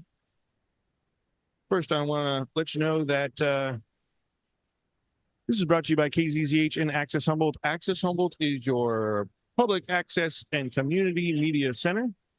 If you haven't heard, Access Humboldt has moved. Access Humboldt used to be on the campus of Eureka High School. It is now on the campus of College of the Redwoods. We are in the old administration building. I do believe they call it Building 10 currently. So if you are ever down at CR, come by. We'd love to see you. What we do there at the Community Media Center is we train folks to make their own media. We have a podcast booth, and you can go in there and we'll show you how to make a podcast. It's pretty darn easy. If you don't need training, you can just go in there and make your podcast. We do have the radio station there, KZZH 96.7, there at Access Humboldt as well. If you would like to make a radio show, we'd sure like to have your show. It is community radio. Most of our programming on this station is locally made. And there's all sorts of different programs. It's quite a station. I mean, you'll never get bored listening to it. Local programs from different communities in our community. And then, of course, we do also air on the radio station and on and Access Humboldt most of the civic meetings here in our area. Supervisors meetings, board of directors meetings, stuff like that. Ooh, that is a good point. Board of directors. So you may have seen in the weeks past that Access Humboldt was looking for a couple of board members to apply. A couple of people to apply for the board. Oh, that is no longer the case. Things are going to be changing a little bit at Access Humboldt. And then the dirty blowhards. If you have not heard, Access Humboldt has just got a new executive director. Yes, John will be leaving. Well, not necessarily leaving. He's going to stick around. I don't think I think he'll be a really good supporter of Access Humboldt. But we did get a new executive director. This person will be starting in the middle of October. I'm not sure if I can tell you who this person is yet, but I can tell you that. Sorry, we got mosquitoes in my face. Where was that? Yes, I'm not sure if I can tell you who the person is, but I can tell you that the board at Access Humboldt and all of the staff are really stoked and excited to work with this new executive director. There'll be some changes around Access Humboldt here pretty soon. You might even see us more out in the field, out in doing the broadcasts out there, or maybe just going around and shaking some hands and letting you know where we are, who we are, and what we do, and maybe asking for your support. Access Humboldt is community-based, so is the radio station, and we need your support financially and bodily. We'd like this, like I said, we'd like to see you down at Access Humboldt. Let's see, what else can I tell you? Ooh, coming up, not this Monday, but the Monday following. Just going to do a quick little plug for my own show. I produce a show called the Civics Union, and that is a show hosted by Dr. Aaron Donaldson. What we do on that program is we encourage the community to get involved in local civics, local politics. Not oftentimes people know how or why or what to do first. And what we do is we talk to folks who are doing it. We have discussions. Dr. Aaron Donaldson discusses how to get involved in local politics with local politicians. We've been doing that for just over a year. And again, that's going to be live on the first Monday of the month. So that's not this Monday, but the following. And let's see, we will be having on this Monday, the next Monday, the executive director of the Port of Humboldt Bay, Chris Michelson.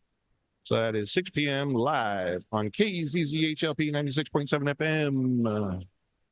Ooh, you know what else is coming up? All right. So I told you about the executive director, the new executive director. You can meet the new executive director if you come to Access Humboldt's annual membership meeting. And that's taking place on Wednesday, October 30th. And that starts at 4 p.m. in the afternoon. And it is called the annual membership meeting, but trust me, folks, you do not need to be a member to come to this event. There is a meeting, it's called a meeting, but it's more of a socializing type of thing. You know, I don't want to say party, let's just say a gathering, right? There are a couple of meetings at first. The members meet and then the board meets and, discuss the placements of the new board members and stuff like that. Again, I want to repeat, you do not need to be an Access Humboldt member to come to the Access Humboldt annual membership meeting taking place on Wednesday, October 30th at 4 p.m. There's going to be some information about Access Humboldt, what's going on, what we plan to do in the future. And, we'd love to hear your input and what you think of Access Humboldt, what you'd like to see us do, and what we can do for you in your community. We'd love to help. We'd love to see you there. We'd love to hear your input. So come on down to College of the Redwoods campus. We'll have parking passes. We might even have a shuttle. we're working on that because it's quite a trek up the hill to the station there. So that is October 30th. You can meet the new executive director. Come down and have some fun with us. We're going to have some community media center activities. There's going to be some food and some drinks and a lot of nice people because this is Humboldt. We're all kind of chill up here, aren't we? All right. Hey, Nate Dogg, I'm about to give it back up to Buck Calhoun. We have about 12 and a half minutes until our next game, our next bout, as I like to say. First, we're going to have a cool little interview for you. Again, this is Humboldt Roller Derby from KZCHLP 96.7 FM and Access Humboldt live stream on YouTube and on the cable channel 12. Keep it here.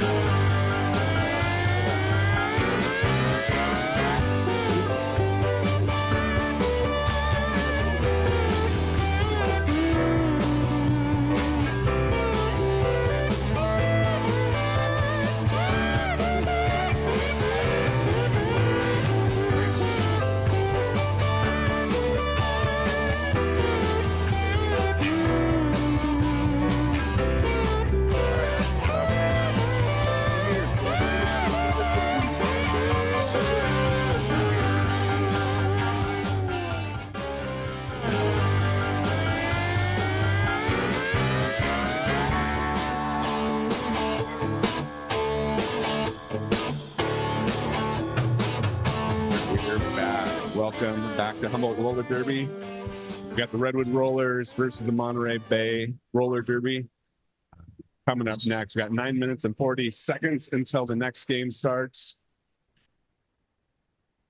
I have Otter Pop here for a little interview just to check in, see what's going on. Otter Pop, tell me your derby story. How'd you end up in Humboldt Roller Derby? I joined Humboldt Roller Derby in 2015 and I skated here until 2018 when I took a grad school hiatus with Tacoma, played with Dockyard Derby games, and now I am back. Excellent. That's great. And how did you get your name? I panicked. I had a lot of different derby ideas, and the vets came up to me one day after I had made the team, and they were like, "So what's your derby name going to be?" And I had just read a story about how otters sleep together by holding hands. And so it was fresh in my mind, and I just panicked. But everybody on the team calls me Opie. I love it. That's a great story, actually. And that is a great way to, I mean, sometimes it is really random how you find a name. And since I've come up with probably thousands of cooler names. Isn't that always how it is, though? Yeah. Great. And so, let's see, what team did you start with? So back when I started, we didn't have the designated home teams that we do now, the Widowmakers and the North Chetty Betties. You kind of played for every team. So the first game that I skated in, I was a Widowmaker. And then I think it was in my second or third season, we kind of stuck with people having like official home teams that they didn't go back from. So I'm a Betty for life. Betty for life. Yeah. And then I got to skate a lot with the rollers, and we got to travel to really cool places like Bakersfield. And we did have a tournament in Vancouver. Oh, that's fun. Yeah. Went all the way up to Canada, and we like to say that we beat Canada. Good job. The last time we went to war with Canada wasn't quite as successful as that. It was a long time ago, though. That's Super nice. yeah, that's great.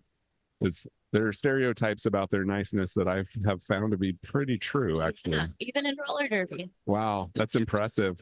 Speaking of that, do things get chippy out there sometimes? Do you sometimes find that some players kind of start taking it personally and It's pretty rare for them to act on it. I think I do take it personally and it fuels me, but I still play clean. And one of the great things that I love about roller derby in practice and after games, very often you'll see somebody, or I will myself go up to somebody and be like, you really got a good hit on me. That was incredible. Great job.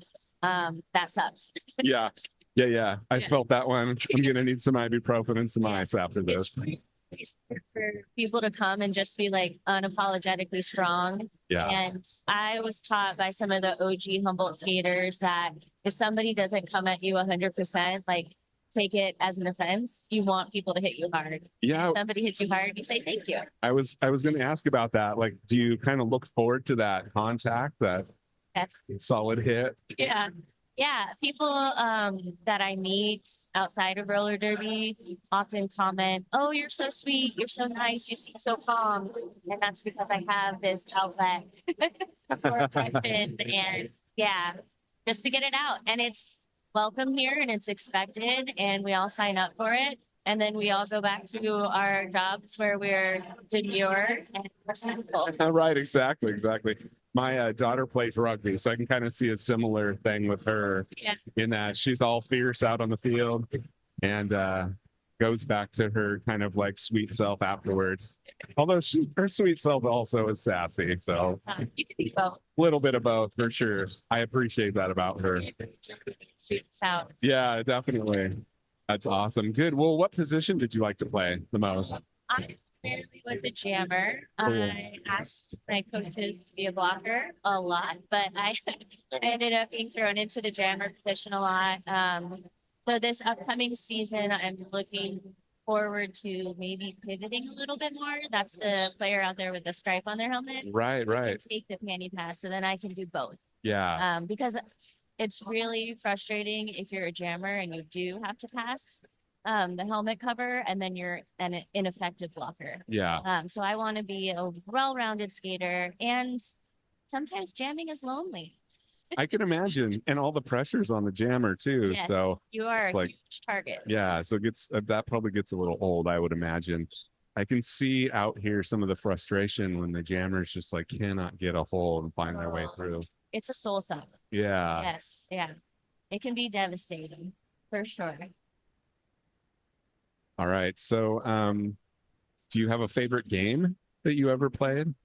Probably in spring of 2018, our coach at the time, Joey, had us practice from January until March with the heaters on. Oh, And then in March, we went down to Bakersfield for the Dust Bowl tournament. And it ended up being like 60 degrees in Bakersfield that weekend. But we were so ready and so prepared for Bakersfield heat. We ended up taking the tournament and I ended up winning tournament MVP. And it was like a full circle from the season before. I was that jammer who was getting soul crushed on every jam, Oh, just recycled, and I had bruises on my knees for weeks. So it was like a full redemption game. it must have felt so good. That's why I keep doing it. I'm chasing that. That's amazing. Well, if you had any advice for a new player, what advice would you give? A few bits of advice would probably be that you're going to fall. You're running on wheels. And I fall every time I put on skates still. Nothing's going to make you feel stronger than getting back up and going at it, and take care of your core and lift some weights. That's great advice. Oh, and watch some footage. Oh, watching footage seems so important. Yes, That's- you'll learn way more. I'll bet. Well, thank you so much, Otter Pop. It's been wonderful talking to you. I love your insight, and we'll get Chelsea back here on the mic and get ready for game 2. Redwood. Yeah, Redwood Rollers versus Monterey Bay Roller Derby coming up next. All right. Thanks for listening, everyone. We're very happy to have you tonight. Humboldt Roller Derby is brought to you by our sponsors, Renee Public Law Group, providing legal services to public agencies throughout California, practicing public law in the public interest. KZZH's broadcast of Humboldt Roller Derby is also supported by Cafe Brio in the Arcata Plaza and open every day from 8 a.m. to 3 p.m. with brunch all weekend for dine-in, patio seating, and takeout. In about 2 minutes, we'll be starting part 2 of the Fall Brawl. Humboldt, the Redwood Rollers versus Monterey Bay Roller Derby. I got my partner, Chelsea, back. Hey, I'm back. And we are ready to roll. So, Monterey Bay Roller Derby, what are your memories of this team? Monterey Bay Roller Derby. So another team that's pretty close to us that we play pretty often. We don't have any former skaters playing for them, but we've had a lot of time playing with them. This is Redwood Rollers. They're going to be playing Monterey Bay Roller Derby. Redwood Rollers are a much higher ranked team than Monterey Bay Roller Derby, so I'm expecting a win tonight. Though the rankings are kind of outdated. I don't know if they were pre-COVID or there might have been a couple games they added, but not every game that Humboldt Roller Derby plays is a ranked game through the Women's Flat Track Roller Derby Association. So it's kind of hard to judge off rankings alone, but right now rollers are number 35 on the West Coast, and Monterey I think was number 78 or something. Wow, that's impressive. How many teams are there? On the West Coast, there's 85. Wow. I'm not sure about nationally, but roller derby's all over the world. There's thousands of teams. I was curious about the history of roller derby. It seems like in the 70s, it was kind of like flashy and I don't know, kind of like more like pro wrestling or something. And then I didn't hear anything about it for a long time. And suddenly, maybe 10, 12 years ago, it was around again. It came through like a huge resurgence. It did start as not a real sport. It was very much like acting, kind of like fake wrestling, sort of thing. Right, so right. A lot of that stuff going on. But then they came back, and I think it was in Texas. They started as the legitimate sport it is today. They came up with the new rules and made it the real sport that it is now. That's great. Still a lot of the action they got in the early days, but not as much as the pomp and circumstance. And you still see some fun things like left over, I think, from that time. Like just the skaters being able to be more individual with their outfit choices. Like we saw some lime green shorts and some like lots of like different colored fishnets and things out there. Cool. Yeah, I noticed at the last bout there were people with lots of face paint and some props. Definitely saw some chainsaws and things. It's pretty funny. You do see that more in the B teams. Now that we're looking at our A teams here, we don't see a lot of color, a lot of individuality, kind of the more serious looking. A little more game face. Definitely understandable.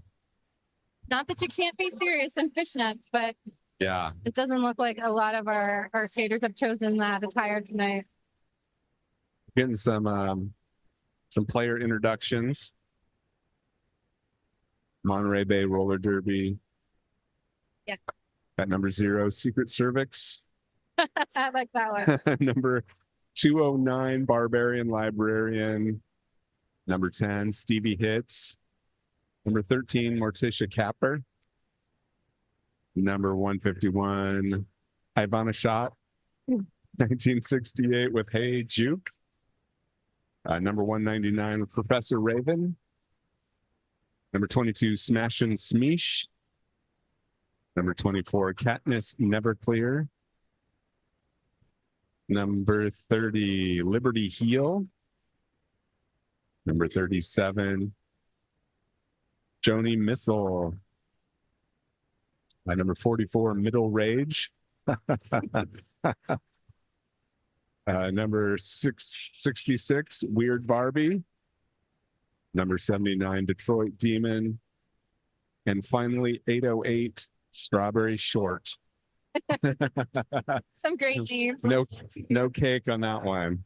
Another Morticia. We had a Madam Morticia on the Southern Oregon team, and now we have a Morticia Capper. Fantastic.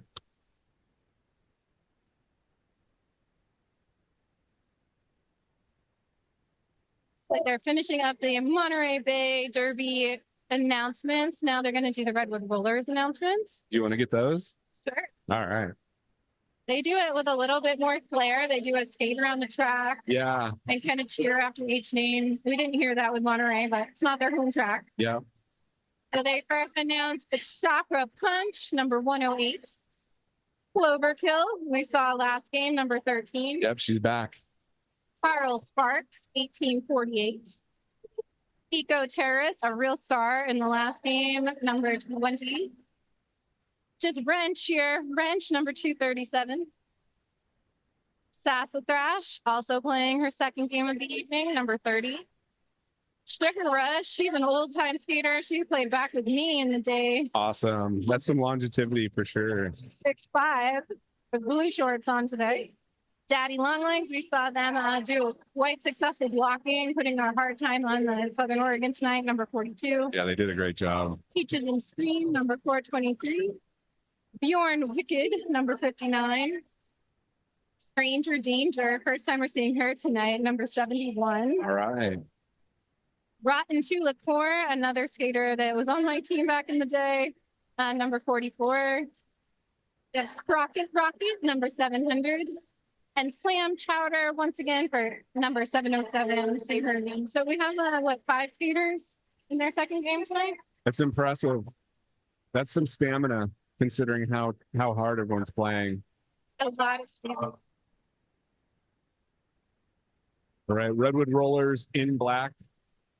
We got Monterey Bay in white. Stranger Danger, her jersey just says danger on it, but That's great. lots of smiles going on, lots of energy right now. You Yeah. can tell that half these women played a game earlier tonight. No, Redwood Rollers look pumped and ready.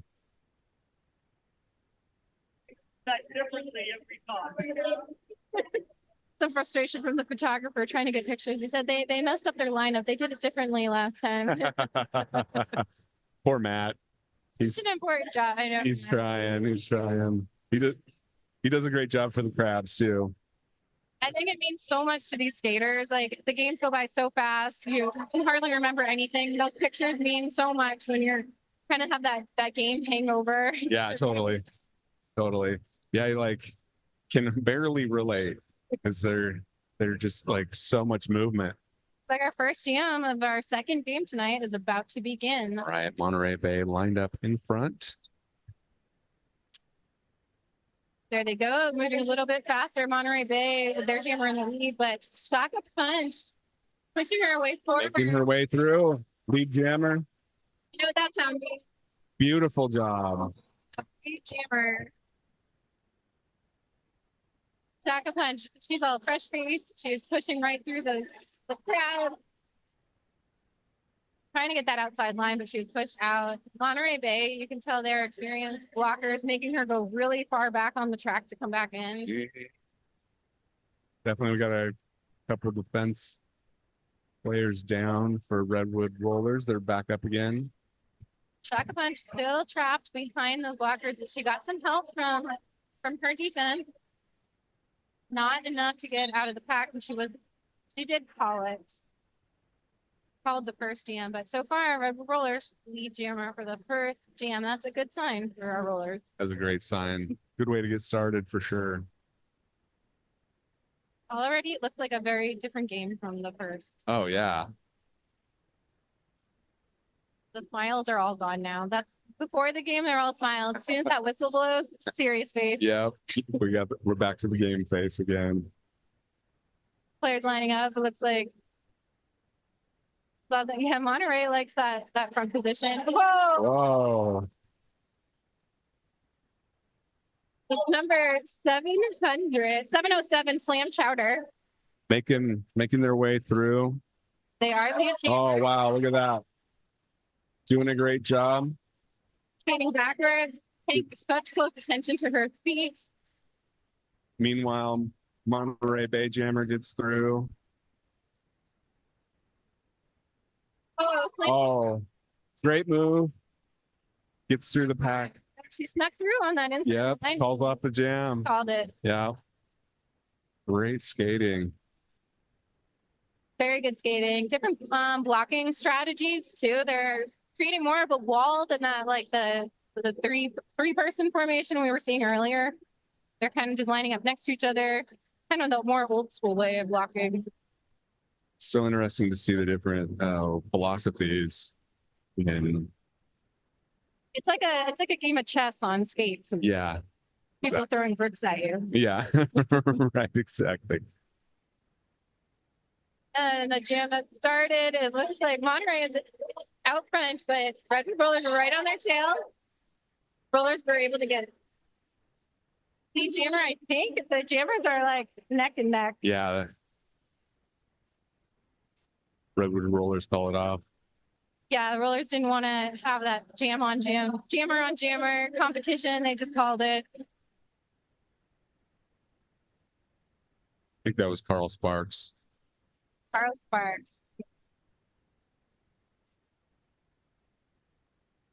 Carl Sparks, do they have the visor? Oh no, that's Cloverkill. We got Slam Chowder in there. And they have Cloverkill jamming for the Rollers this time. Yeah. Monterey trying to sneak by on the outside line. Is able to go in the inside and get lead jammer number 666 for Monterey. Weird Barbie making her way around the track. Weird Barbie. That must be a recent name because that Barbie movie hasn't been out long. No. Cloverkill is back at the pack trying to push her way through. Trying to make it. Hey, it's making it really difficult. Yeah, Monterey Bay's creating quite the wall. It does look like Cloverkill got through the pack and was able to score a couple points before Monterey was able to call that though. Yeah, looks like they got 4. Monterey got 3. 16-7 Redwood Rollers so far. That's what you want to see. If you can't be lead jammer, you want to get those points. Yeah. It's infrequent for the person who's not lead jammer to come out with a lead in the score, but it does happen. Next jam, there's the whistle. And we have Shaka Punch, it looks like again. Yep. Shot punch back. Oh, Monterey almost got out of the pack. Almost got pushed out of bounds on the inside of the track. Almost does not count. And Nope. Shaka Punch is able to get out though. She is lead jammer for the Redwood Rollers now. Meanwhile, Monterey Jammer still trying to get through. Shaka Punch trying to work her way through those blockers for Monterey Bay. They are definitely a strong blocking team using that anchor formation, that 3-person kind of rotation. We do have Daddy Longlegs back here trying to help her out. If Shocker Punch can get past, there we go. Got past the last blocker. They try to pass that helmet cover to their pivot. She is struggling. Here comes Shocker Punch. And Redwood Rollers do have a blocker in the box right now. They are on the other side of the track right now. Hard for us to see what's going on, but Yeah. it's safe to say they're giving those jammers a difficult time. Yeah, they are. But there's not a lot of movement. Oh. Looks like the Monterey Panty was passed to a new jammer. Number we go. 199, 199. Professor Raven. Professor Raven didn't get to show off her jamming skills though because the rollers did call that. They got 6 points on that jam. So far, so good. 22-7, Redwood Rollers. Looking a lot better for Humboldt Roller Derby this game. Yeah, definitely. 23.5 minutes left in this half. Jam about to start again. Got Humboldt lined up in front. Redwood Rollers. Monterey trying to inch their way on the inside line. Did not work. Nope. Looks like Number 700, Sprocket Rocket Rocket. making their way around. She did get hit out on the outside line there, trying to make her way through again. See if she can turn these rockets on, get through the pack. Aggressive skater. Made it through the pack.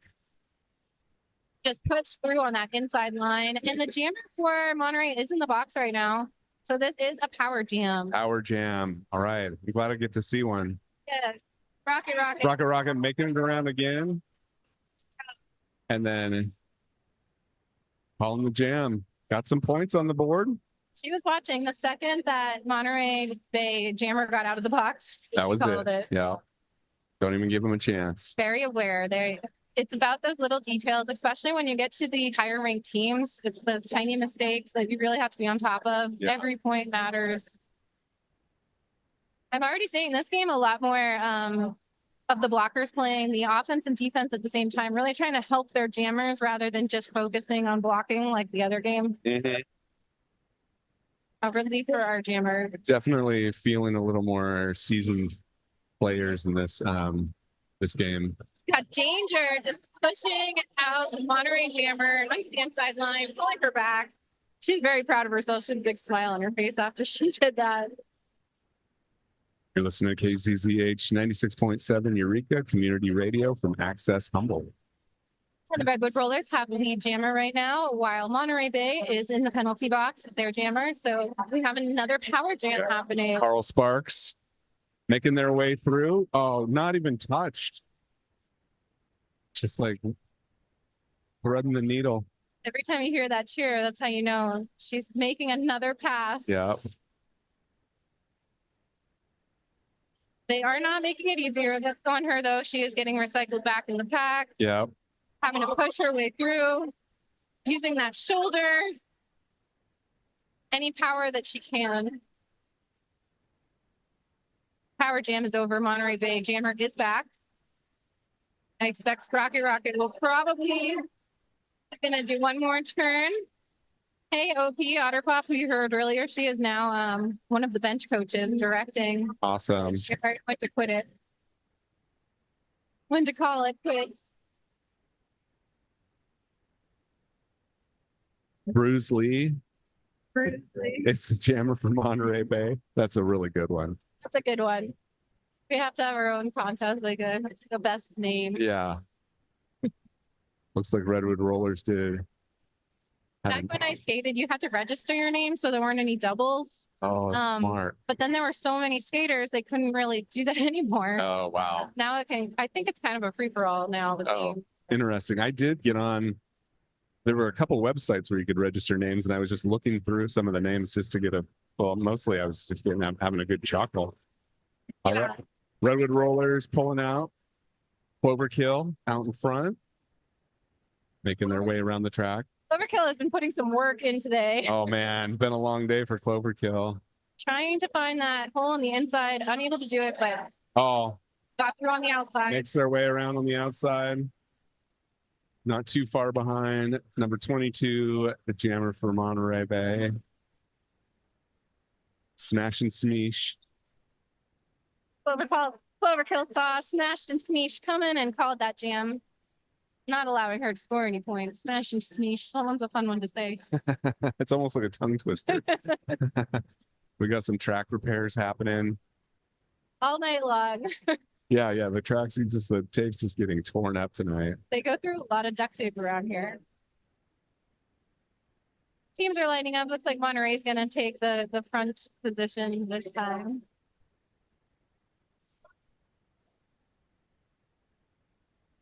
Right. Good goal. Looks like we have Shaka Punch coming in as jammer again. Excellent. Got people falling all over the place. Yep. Jam 9. Proving to be exciting. Shaka's not able to get that inside line. Push back. Tries the outside. Makes a little progress. Gets about halfway, but Monterey Bay's defense reconnects. Looks like the jammer for Monterey Bay is in the box. I was wondering where they went. I was too. Where's the jammer? She did something wrong. She's in the box. Chakra Punch still trying to push her way through, and It's still lead jammer. still lead jammer coming around the track. Taking her time. She does see that other jammer coming in though, so we'll see what she does. Testing her blockers right now. Yep. And they're doing a great job so far. They're keeping Monterey Bay back. Yep, and OP bench coach says, go again, go another round. Another lap. Detroit Demon, the jammer for Monterey Bay, not even given a chance to score. Chakra Punch. Calls off the Chaka jam. Punch, she's a good jammer. She's doing great. Right from that first jam, we saw her come out and kind of take control of this game tonight.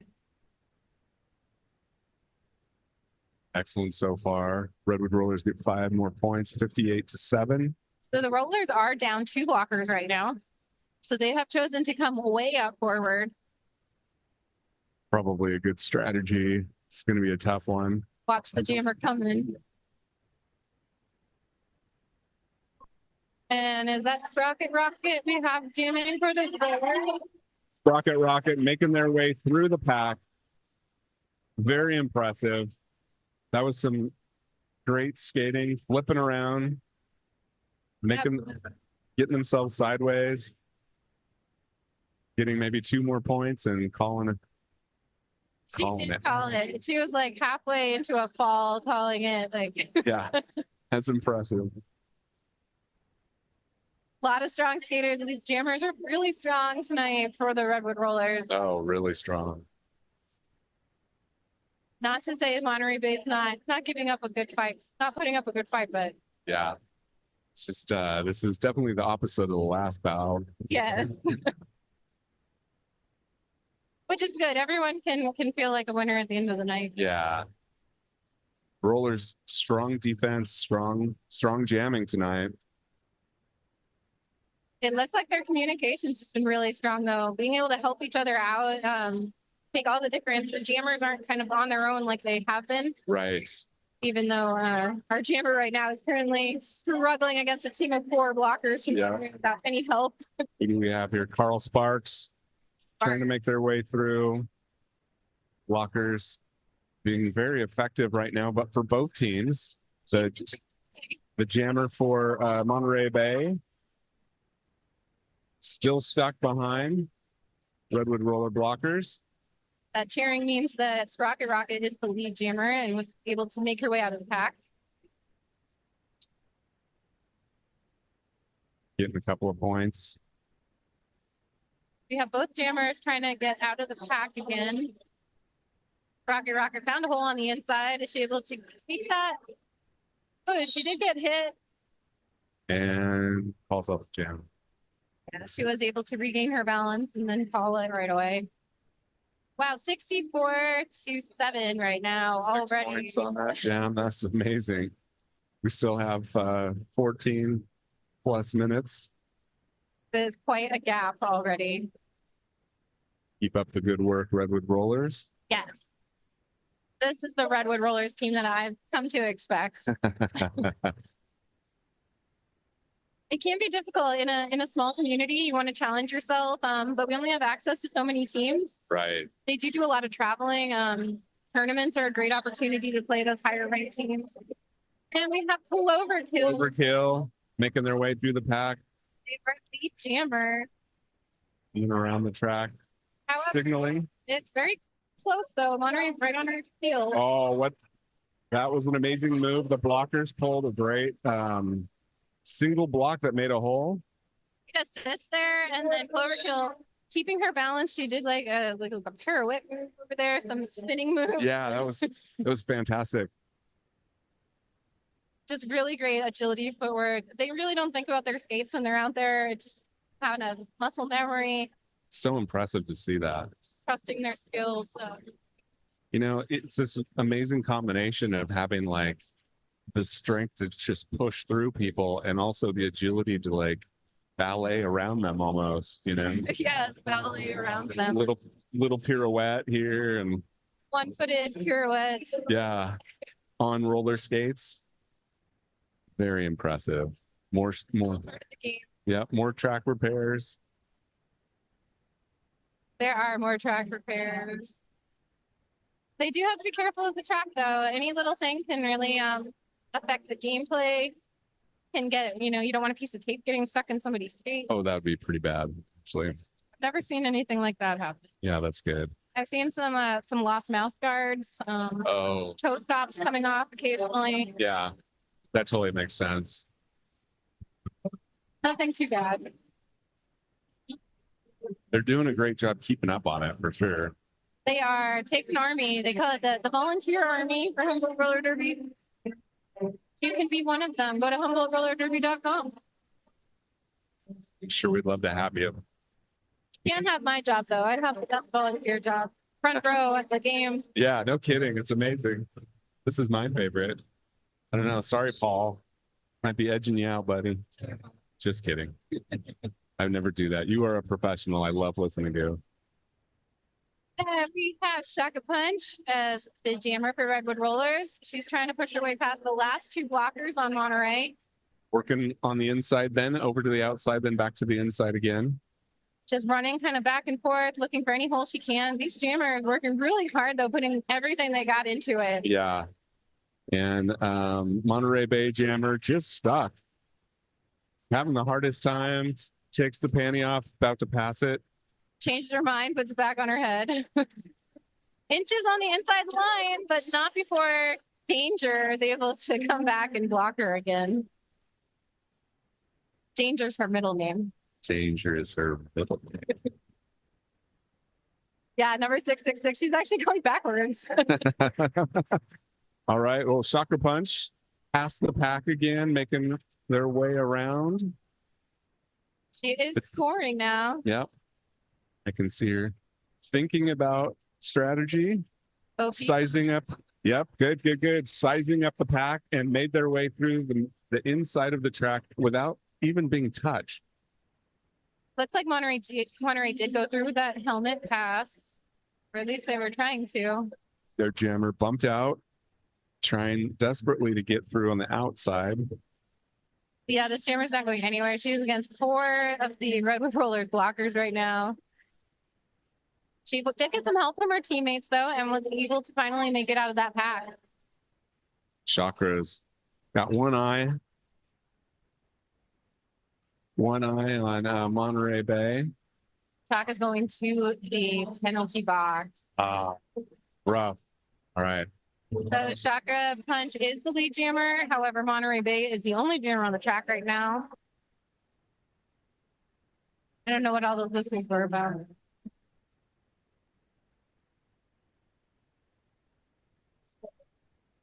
All right, that jam, 10 points for Redwood Rollers, 4 points for Monterey Bay. We got for total 78-12.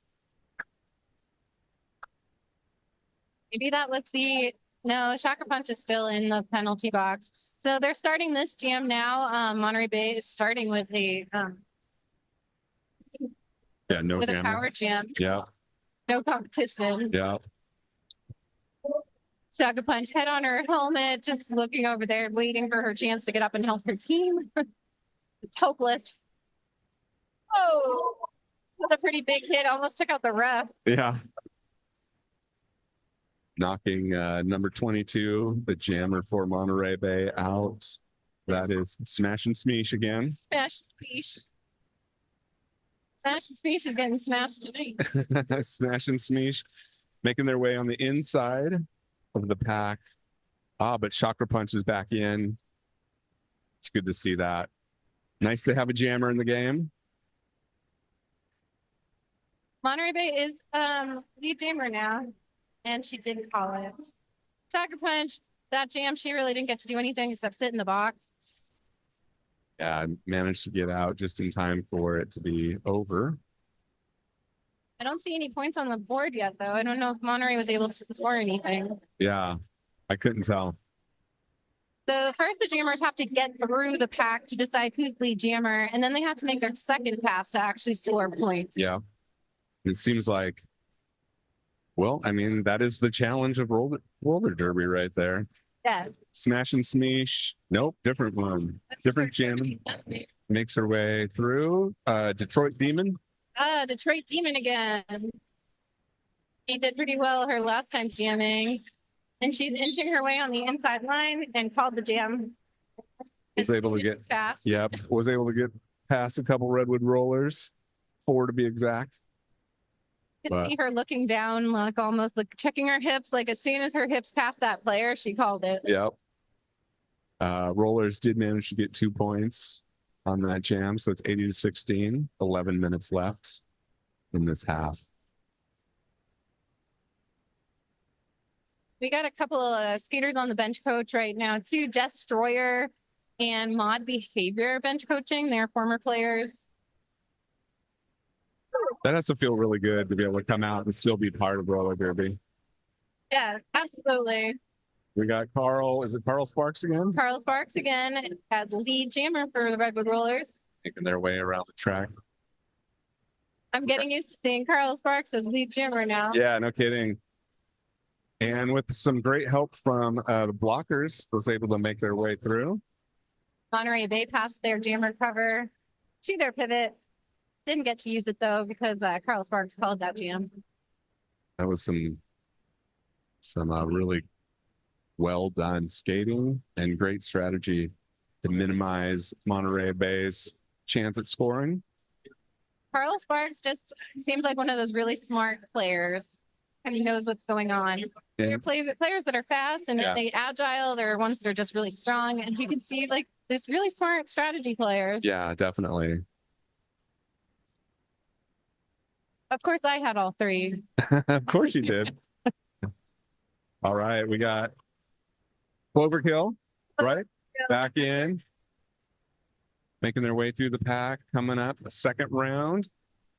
That's a pretty fast lap, almost had an elbow to the face. Yeah, that was a pretty hard hit. See some whiplash going on. Oh, we got Cloverkill. Got to that inside line and called it immediately. Really great awareness in this Redwood Rollers team. You can see the jams going a little bit faster. Just the speed of the packs and just ending a lot sooner than they were before. Yeah, not giving Monterey Bay any chance to even score. We still have yet tonight see a full 2-minute jam happen. And I'm so curious if we'll see that tonight. I know. It's so interesting. Is this typical?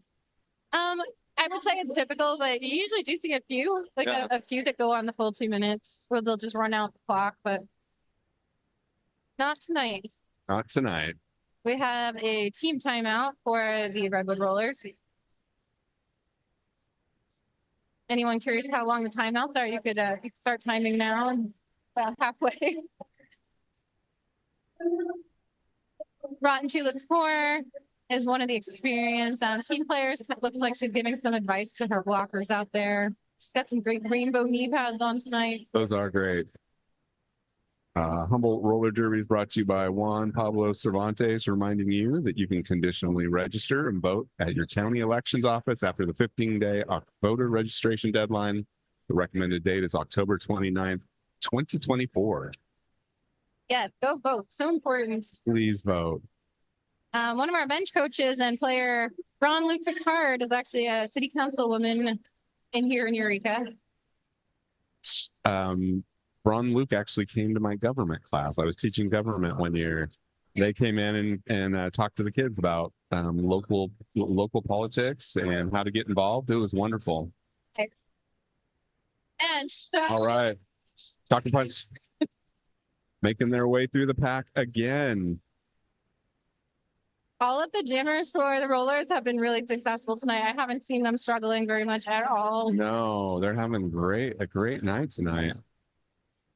All right. Bay jammer is able to sneak out in the center of the track there. 79. Is that Detroit Demon again? It sure is. Oh, Chakra Punch making their way through the pack again. Punched her way through. She's still lead jammer, keeping her eye on the pack. Not coming around too thoughtfully, but also not too fast. And then hits the defense hard and gets through again. could hear that bench coach screaming, call it, call it. And calls off the jam. Yeah. 8 points scored for Redwood Rollers, 4 for Monterey Bay. Watching OP over here, smiling at her. Yeah. She's doing a great job. She really is. And there's so many little things about the game to help and pay attention to. She's just the coach here on the third turn. So we have our bench coaches, 2 of them sitting over there, and then we have one here on the turn, Cool. all working together to help make this team successful. All right. Got number 700. Rocket. Rocket. Another amazing pass through the pack. Coming up into the back. And we have a Monterey jammer who is through. I don't think she was able to score any points though. No. But did prevent Monterey from scoring any also. She's number 1111, and we don't have on the roster here. She might have been a later addition, or they didn't add her. I wish I was clever enough to just come up with a name on the fly. Just come up with a name. Yeah. We'll just call her. We'll just whatever. call her this for tonight. Sometimes the best names are sort of the simplest. We have a teammate named Somebody. I like Wrench. Which is great. Wrench is awesome. Right. Got a new jammer. Carl Sparks again, 1848. No surprise, Carl Sparks is lead jammer. Yeah. Making their way through made into her the first defense. Yep, into the defense. Pushing on the inside, then the outside. Oh, and makes their way through. Picking up some points. Monterey Bay's jammer number 22 gets through. That is Professor Raven. Professor Raven, look behind her. Carl Sparks makes it through the pack again and then calls it off. Very good. Very good job tonight for Carl Sparks. 8 points on that jam. 107-20. Got to keep it up. Yes, absolutely. Keep up the energy. Keep up the energy indeed. We got Daddy Longlegs out here again. We've got Daddy Longlegs has had a lot of game time tonight between both of these games. Humboldt did take the front. Monterey Bay jammer trying to get through. Meanwhile, Stranger Danger makes it their way through the pack. She's got quite a bit of speed coming up to this pack here, able to dodge and shoot. What an amazing job at like just keeping themselves in the track without being pushed out of bounds, and some fast skating too. Just coming into the back of the pack like with full bore. A nice twist move, able to use the toes to keep them in. Here trying to keep this pack fast. It's working for her. It's working great. Bench coach is saying, keep going, keep going. Yeah. Monterey Bay jammer also trying to make their way through successfully. Danger just has really great awareness of that track too. She's skating backwards and she's right on that. And she's smiling and laughing the whole way around the track. She's having a great time and balls it. Like Monterey was able to pick up a few points before Rollers called it, but nothing close to what Stranger Danger was able to get. So Stranger Danger 12 points. Monterey Bay 4. It's 119-24. It's a high scoring game tonight. It is. Yeah, we're not even at the halftime yet. Redwood Rollers, they are in the front again. That seems to be working a little better for them. It's working great. We got Chakra Punch back in. Chakra Punch trying to push her way through the pack. Monterey Bay trying to take the inside line. She's pushed out. Number 666 for Monterey. Chakra Punch making it through the pack. Little apex hop there. Oh, if she cut the track. The danger of the apex jump is it's very easy to cut the track. Yeah. So out to the penalty box, but also looks like the jammer for Monterey Bay also in the penalty box. So Shaka is Bumping Chakra back in. she got lucky there. Yeah. cannot have a game without a jammer. Sucker Punch trying to get through on the inside unsuccessfully. They're making her go back a whole half lap. Yeah, that's all. Wow. And Monterey trying to pass the star cover. In front of us, Middle Rage from Monterey. So you can see the Redwood Rollers now really smart, keeping that pivot as far away from that jammer as possible. They're not letting her pass that panty cover. No. Jammer. Trying to pass it underneath, trying to pass it over. They did finally pass it. And she was able to get out. That's 0-0 secret cervix with the jammer cover for Monterey Bay right now. Oh, was able to get themselves through the pack. Secret service. She's not lead jammer, but she is making quite a few passes right now. Yeah, very, very sneaky, like finding a hole, like, and barely even being defended against. Although Redwood Rollers figured out the trick and are now keeping them from scoring. Sucker Punch not moving. She looks a little tired right now, not fighting quite as hard. We do have a skater on the floor. It looks like she's all right though. She did a full Superman flop on the ground there. Yeah, that was secret cervix. I hope her cervix is okay. Yeah. 124 to 35 right now. We only have a minute and a half left until the halftime for this game. Monterey in the front this time. All right, jam number 23. Monterey gets lead jammer number 22. Smash and Smeesh. Smash and Smeesh, our favorite one to say. Making their way back into the pack. Smash and Smeesh calls it.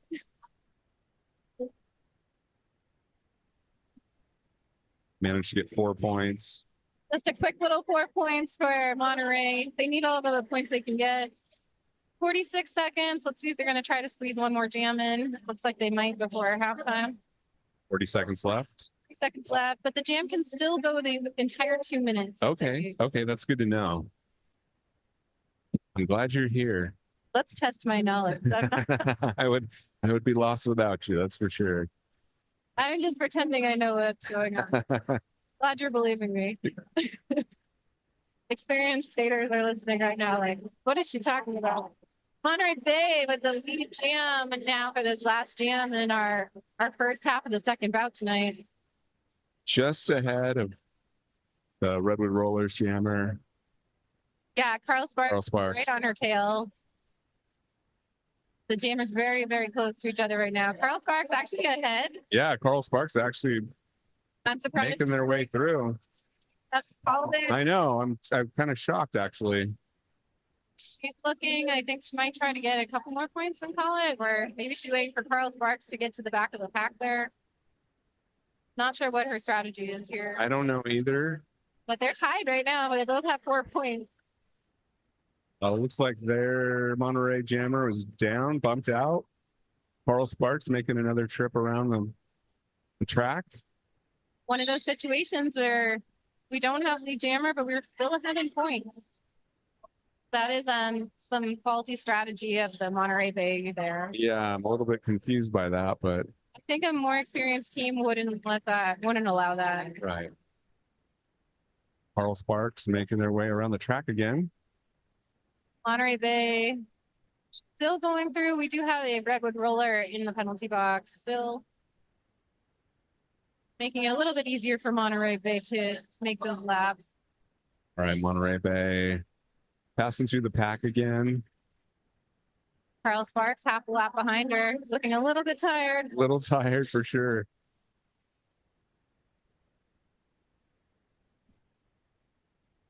All right, the defense is trying to hold back the Monterey Bay jammer. Got the jammer ref here. Harry Pitfall following. And then called the jam. That is the half, folks. Well, what do you think so far? I think that strategy-wise, Redwood Rollers is showing to me that they're the smarter team. but they're definitely putting up a good fight. Monterey Bay here. They're putting up a great fight. 140 to 54. You're listening to KZZH 96.7 Eureka Community Radio from Access Humboldt. We will be right back with more Redwood Rollers and Monterey Bay Roller Derby right here on KZZH.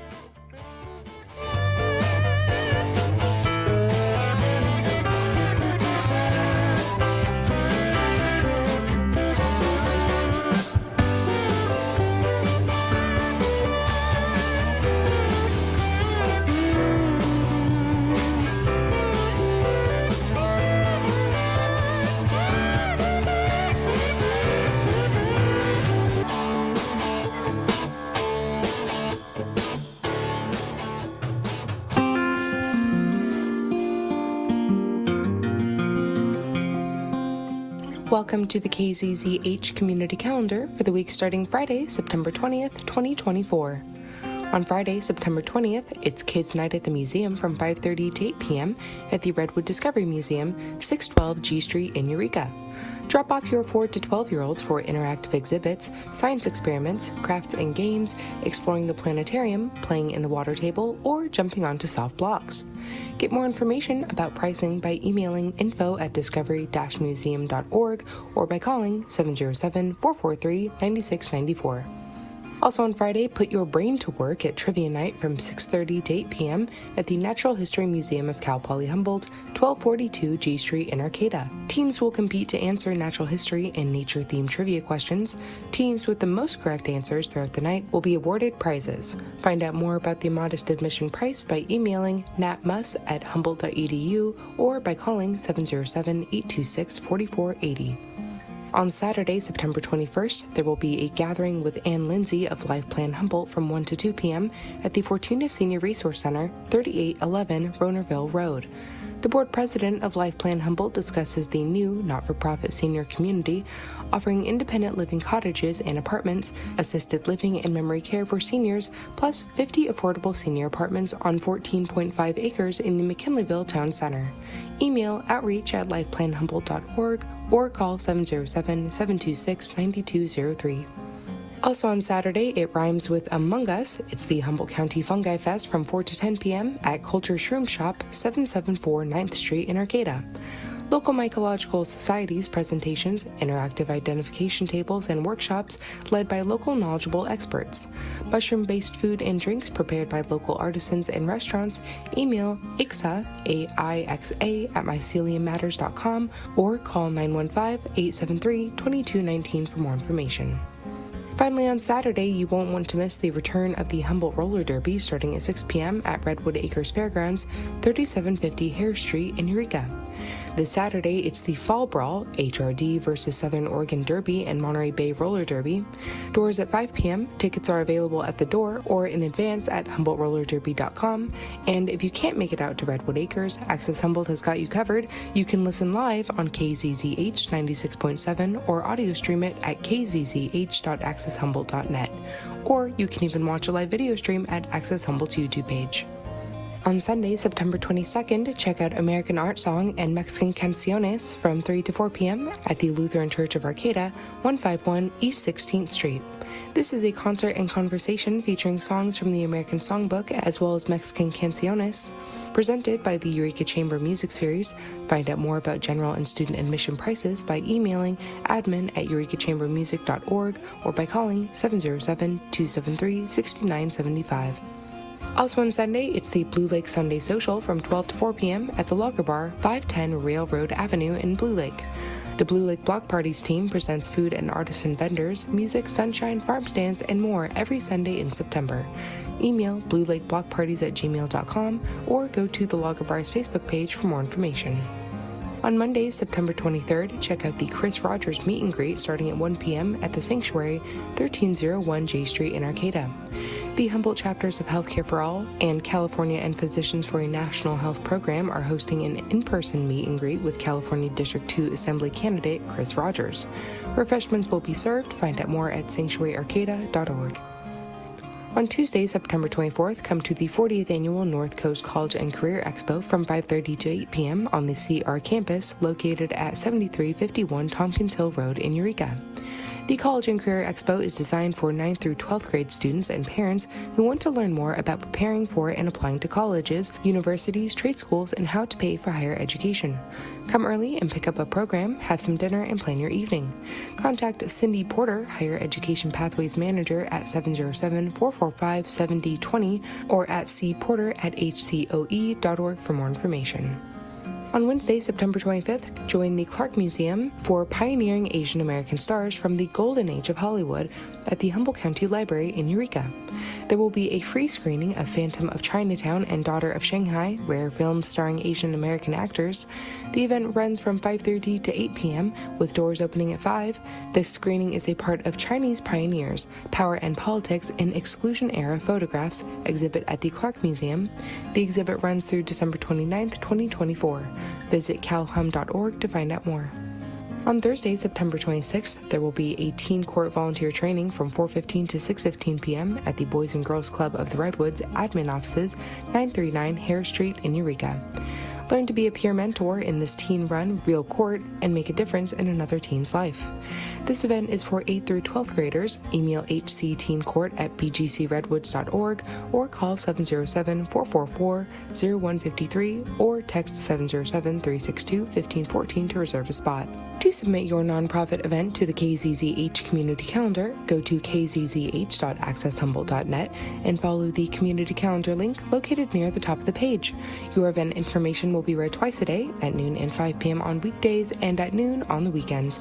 Your event information will also be shared on Access Humboldt TV's bulletin board. Access Humboldt, local voices through community media. For KZZH in Eureka, I'm Isabella Vanderheiden.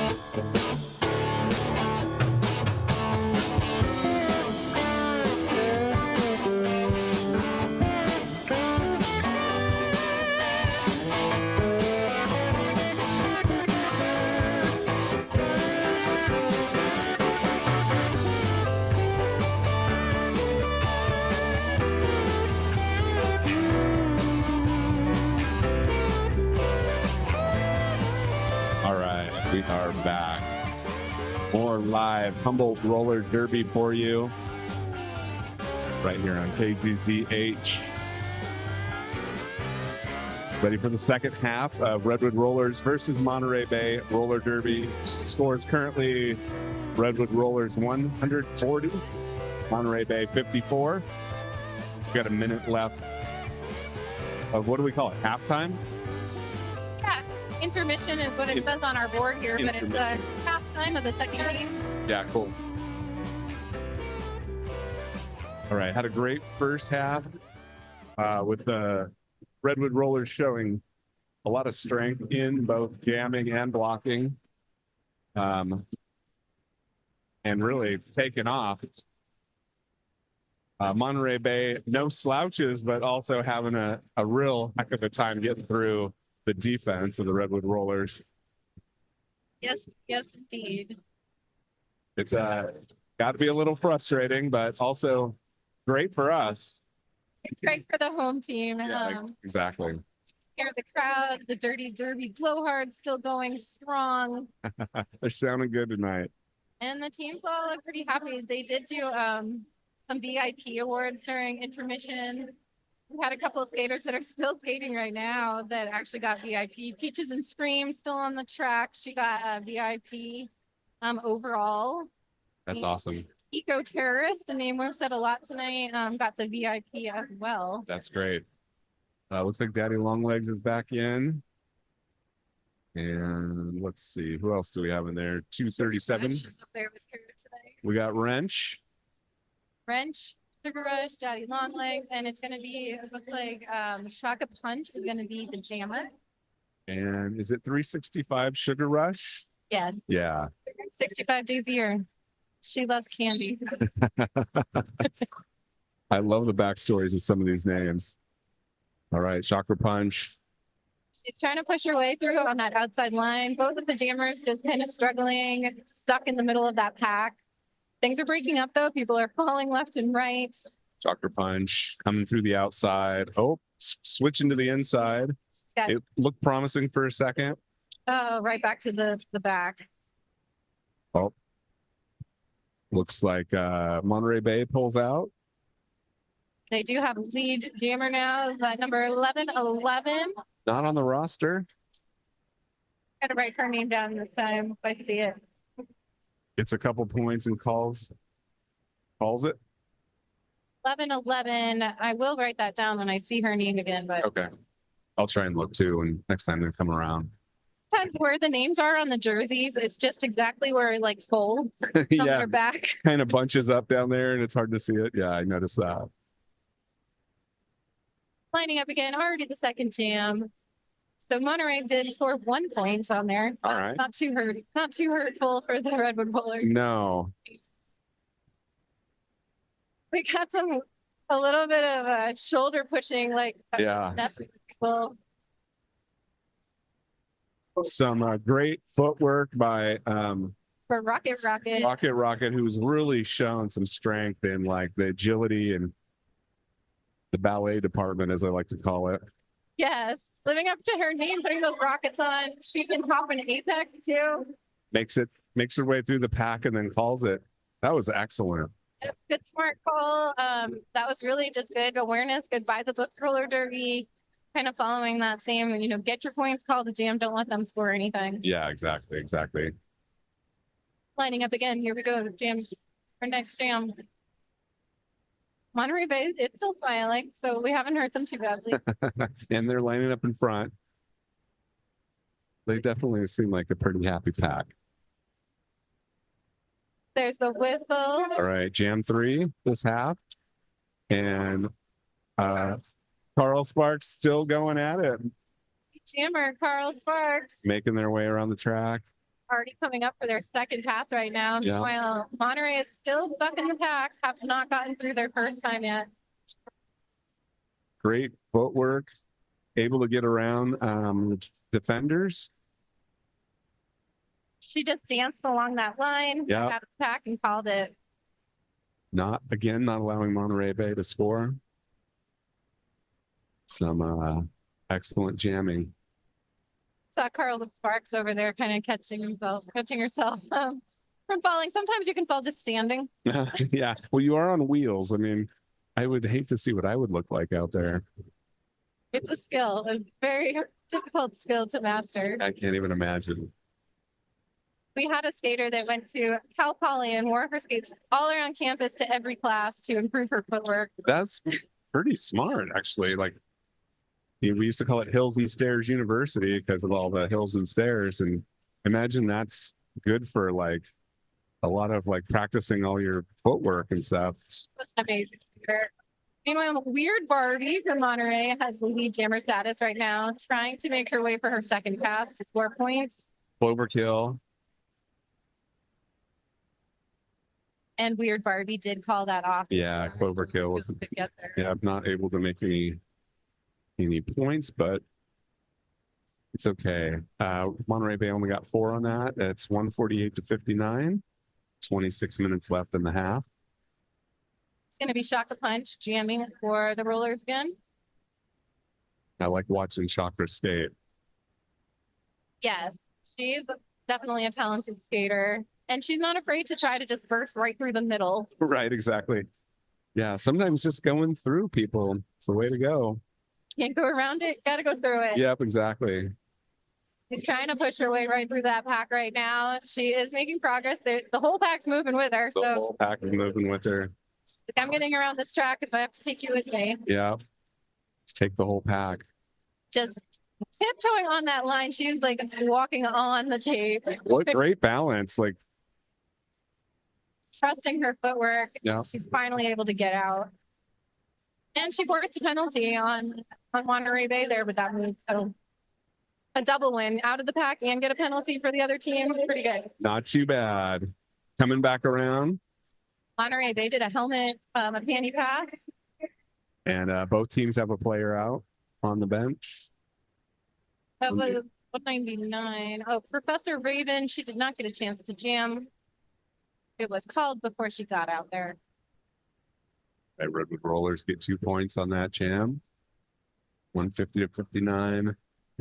Teams are lining back up again. We've got number 707, Slam Chowder out there. Slam Chowder, second game.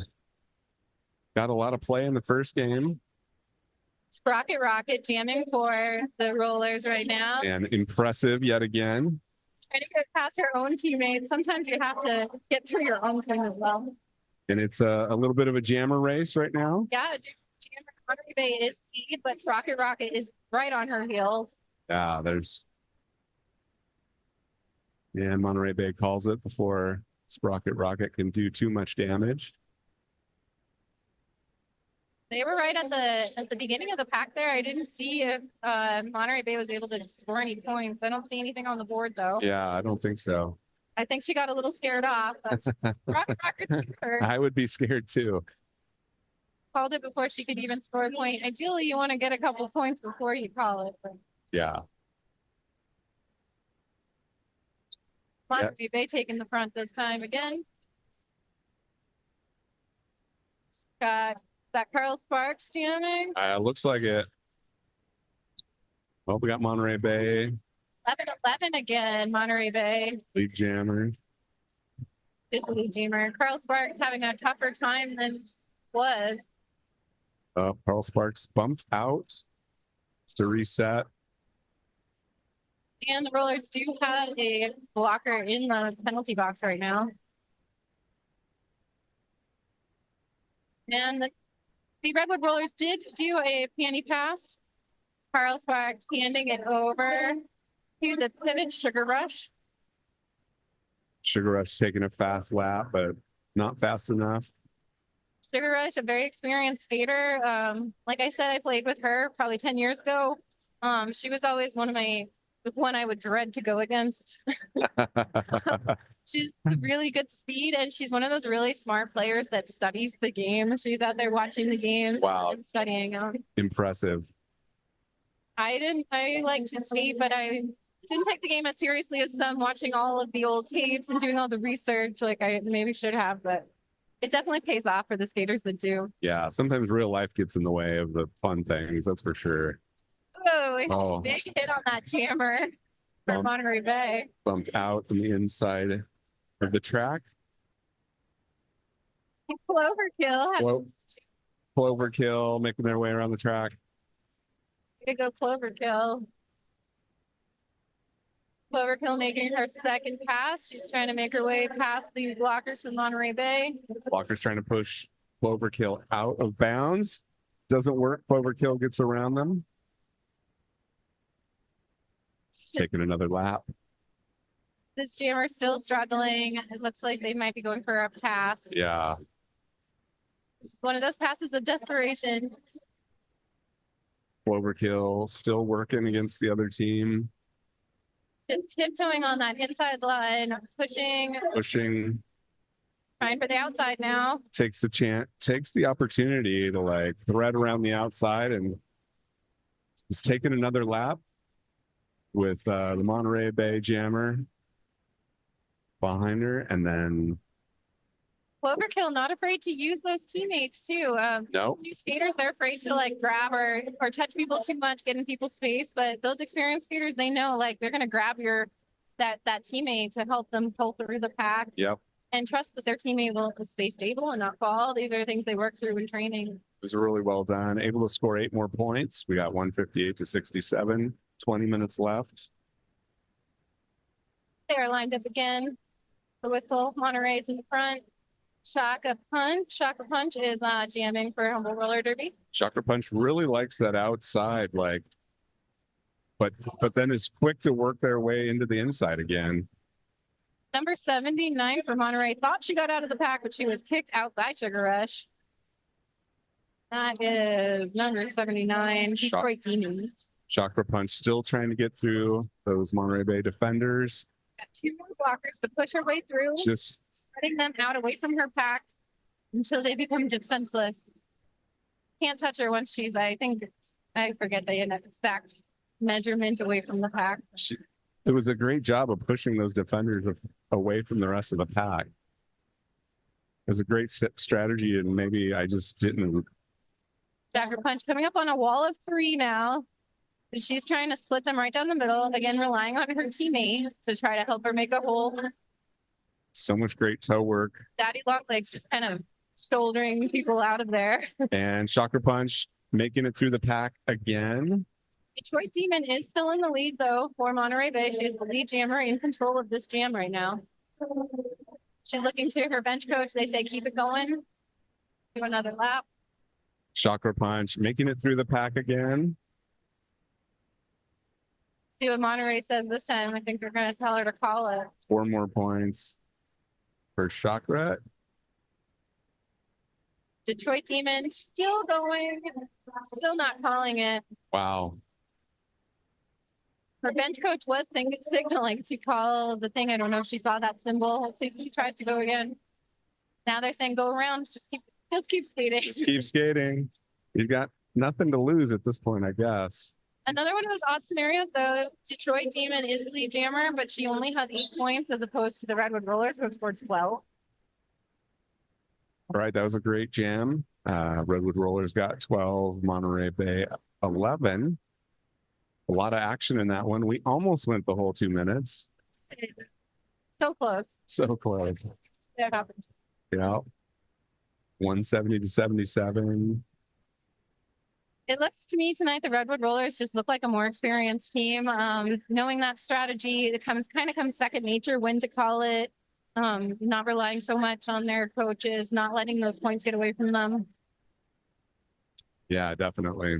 But it's a lot. It takes a lot of time and experience. You kind of just have to skate and learn as you go. And they do. They all have lives too. These aren't professional. They're players for Humboldt Roller Derby, but they're not getting paid. They have jobs. They have lives outside of this. And it's a huge commitment. They practice 2 to 3 days a week. Especially the Redwood Rollers, they do a lot of traveling on their own time. So it's a really big time commitment. Plus, they have to sign up and volunteer for different committees. Like I was on the PR committee, Oh, but there's like somebody that cleans the track, people that help out with different vendors. Always a lot of work to be done. it's truly a team effort. Yes, it is. Monterey Bay trying to take that front line again. It seemed to be working a little bit better for them, give them a little slight advantage, trying to help keep an eye on that jammer and not let them out of the pack. The teams are right on top of each other. Yeah, that is quite the pile up.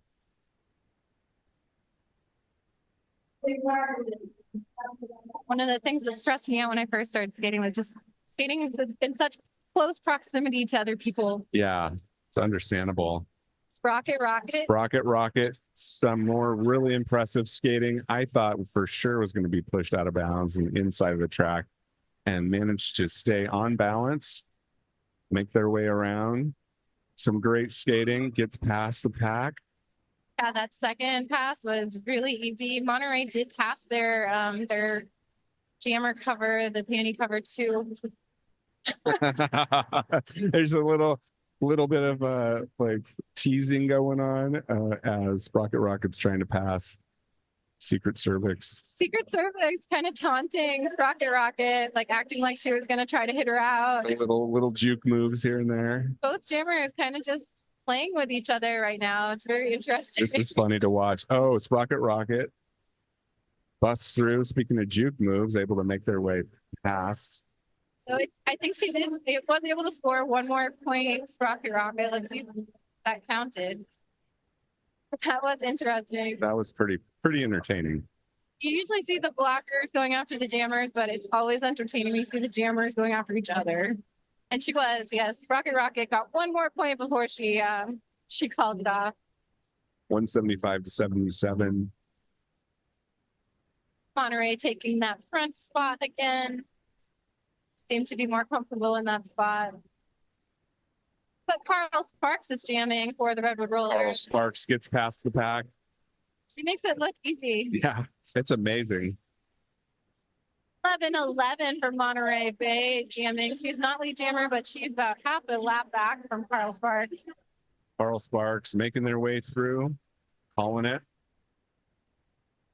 Yep, Carl Sparks making her way through the pack, speeding backwards and keeping awareness on right where that jammer was, call it right before she's able to score any points. Really smart skating. She only got 1 point, but she didn't lose any. Teams are lining up again. You're listening to KZZH 96.7 Eureka Community Radio from Access Humboldt. Hope you guys are enjoying this at home. And we have Cloverkill jamming for the Redwood Rollers right now, pushing through a wall of 3. She's able to get out and is lead jammer. Great job by Cloverkill. The Monterey Bay. Looks like their jammer's in the box. Yeah, I was like, where is the jammer? She just disappeared. Yeah. She's over in the penalty box. So this is a power jam for Cloverkill. See how many points she can get. She can take advantage of this. Monterey Bay, their jammer is now out of the box. And it looks like blockers for Redwood Rollers lined up, hoping to make a wall. While Cloverkill makes their way back around the track, coming up behind everybody. Cloverkill checking out her bench coach. They tell her, keep going. Keep going. Oh. And ended up on the bench. She did. I didn't see what that penalty was for, but Maybe like some kind of illegal contact or something.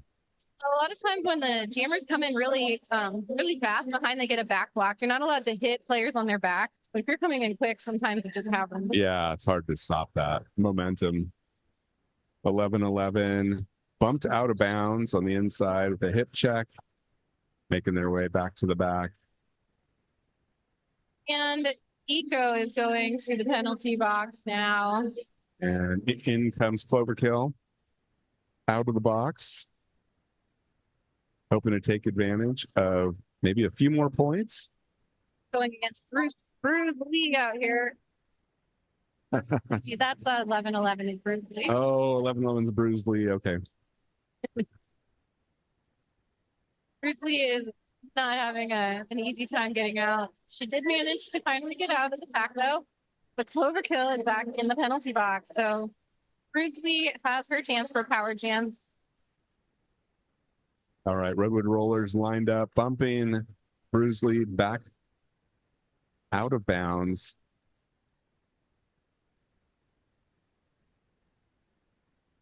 Lots of whistles happening. I don't know what that was. I think Cloverkill call. I don't know what happened. Is it a timeout? Now there is an official timeout. All right. This broadcast is underwritten by the Speakeasy Bar, a New Orleans-inspired custom-built bar, seasonal craft cocktails, local fresh ingredients, live jazz and blues music, and more. Located at 411 Opera Alley in Eureka. These officials definitely have a lot of work to do, just keeping track of everybody's safety, all of the rules. Watching those target zones, we see but there's like 10 different officials in and around the track watching these things. Yeah, safety is really important, especially if you're on wheels, you're moving really fast. That's It's a ton of rules.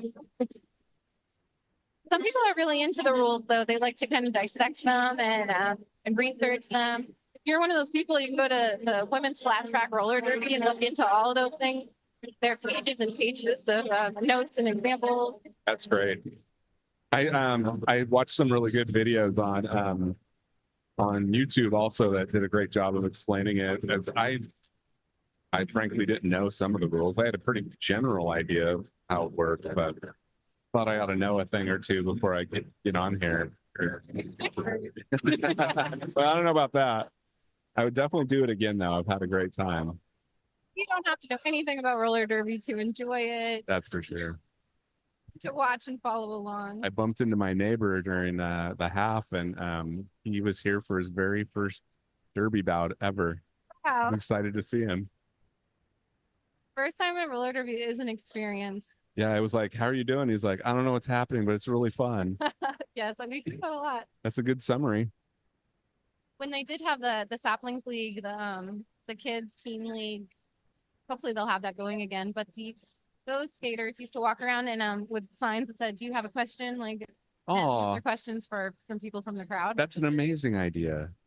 They also give out great like what do you call it? Program. Programs. They gave out great programs that talk about some of the rules of the game, how the game is played, some of the rosters and things like that. So a lot of different like helpful tools and lots of people to ask if you are too confused. But I think the basics of the game, watching the person with the star, knowing that that's the one who scores points, that's Mhm. enough to get you through. Mm-hmm.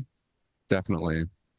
Most of the rules are about safety. You don't really have to understand them as long as the refs do. Yeah. And if you have the general idea of what a jam is and what's the point, like you're about halfway there probably. Yeah, pretty much. If you're not going to be actually in there skating. That's when you really have to learn the rules. Yeah. All right, the jam has started again, and Monterey Bay has secured the jammer position with Detroit Demon. All right. In comes Cloverkill. Is that Cloverkill? It is with the t-shirt. Cloverkill, the only skater with a t-shirt rather than a jersey. Ah, interesting. Wonder if that's personal preference. Cloverkill cut the track, got a penalty. Back in the penalty box. Cutting the track, that just means stepping over the tape line. Got to stay on the track. Wonder if that's a rule in NASCAR. Do the cars have to stay on the track? No, I don't think so. I've been to a couple NASCAR races because my son was really into it when he was young. I don't know. Once those cars kind of go around the track a few times, you don't even know who's first anymore, so kind of a weird sport. You can hear a little bit of some cars in the background here over at Redwood Acres. Yeah, it's a little surreal. Tonight it's wheeled vehicles going in circles night. You can see so many left-hand turns at Redwood Acres. Yeah, it's all left-hand turns tonight. Go straight, turn left. So Monterey was able to pick up, it looks like 8 points on that last jam. Teams are lining up once again. Looks like Redwood Rollers Jammer is out of the penalty box. 183-92 is the score. 11 minutes left in this game. Both teams have all of their skaters. Nobody in the box right now. Redwood Rollers lined up in front. There's definitely some scuffling going on. Oh, and looks like the Monterey Bay Jammer was bumped out while Redwood Roller Jammer made their way through. Danger's coming, and Danger has already made her way through. Danger's doing a great job and very fast skater and very agile. Danger now. She's already scored 4 points in that first lap. Let's see if she can. She's coming in hot too. She is a fast skater. Yeah. Sometimes, it's hard to go fast coming up to that pack because you're so in danger of getting that penalty. Yeah. But if you can tiptoe your way and maneuver through that pack, it is so advantageous. The unrelenting skating, they're doing a great job. She snuck by on the outside line. And then called it. This next jam is going to start with one of the Redwood Rollers blockers in the bench. But we have Daddy Longlegs and Sugar Rush out here, as well as number 237, French. So we have a strong 3-person blocking formation right now. Redwood Rollers were able to get 12 points on that jam. Monterey Bay got 4, 195-96. We are going to cross the 200 point line here pretty soon. A lot of pushing and shoving going on. Monterey Bay trying. Oh, DC Sprocket Rocket. Wow, Sprocket Rocket was able to knock down the Monterey Bay Jammer. Sprocket Rocket before exiting the pack worked as a blocker. Like she forgot she was a jammer for a minute. No, she knows exactly what she's doing. Yeah, that was a great job. 191 to 96. This is more of what I expected from the Redwood Rollers. Yeah. Wow. Not to say on a big roller derby, but the smaller towns, smaller communities, it is hard to get those more athletic skaters, those competitive teams. In the big cities, you just have a lot more people to choose from. Yeah, definitely. Got Shocker Punch is working as a blocker this jam. Yeah. And we have 1969 from Monterey, who has the lead jammer position.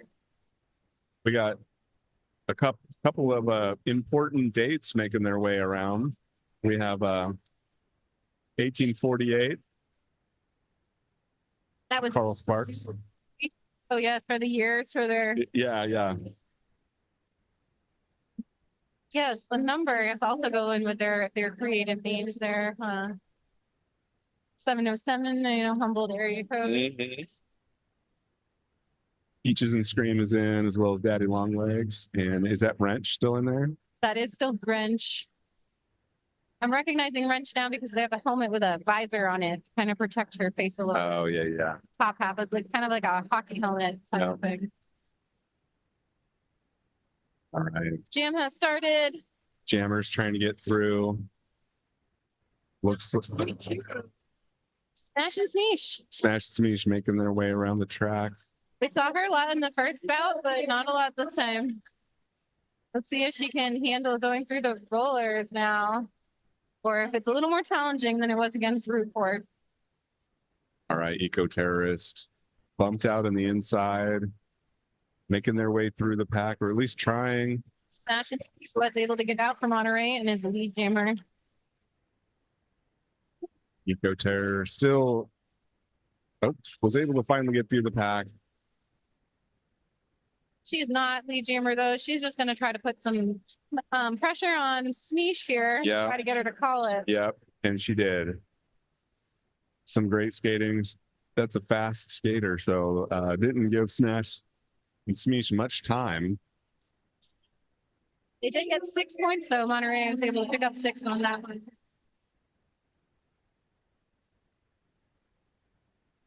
Lots of cheering going on. I can't hear what the announcer's saying. No. But something good. They're happy. The people are happy. And I hope you're happy at home. Thank you for listening to Access Humboldt or watching. We really appreciate it. All right, jam number 18. Got 6:20 left in the game. Monterey Bay has lead jam status. That is the Detroit Demon again. Yeah. I would bet she is the VIP jammer for Monterey tonight. I bet so. Doing a great job. Danger's making their way through the pack. Danger, also a VIP contender. Yeah. For the Redwood Rollers. She's Yeah. been super great tonight. Fast skater, having a great time. Big smile on her face. I said not a lot of skaters were wearing fishnets, but she has some really cool, like wide fence tights on tonight. Yep. I appreciate it as an announcer. It makes it easier to me to pick out individual players so they Yeah. look a little bit different. I agree.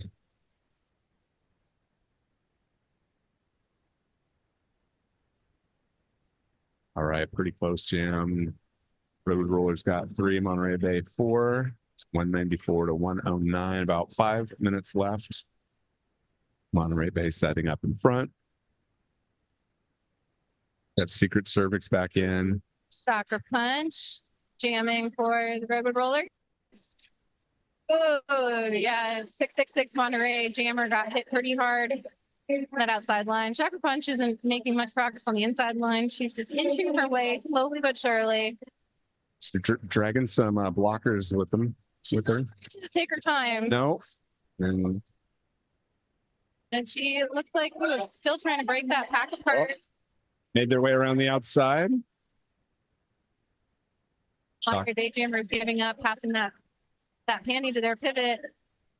Hey, Jukes now with the jamming pivot panty. No, that's a jamming panty, the star helmet cover.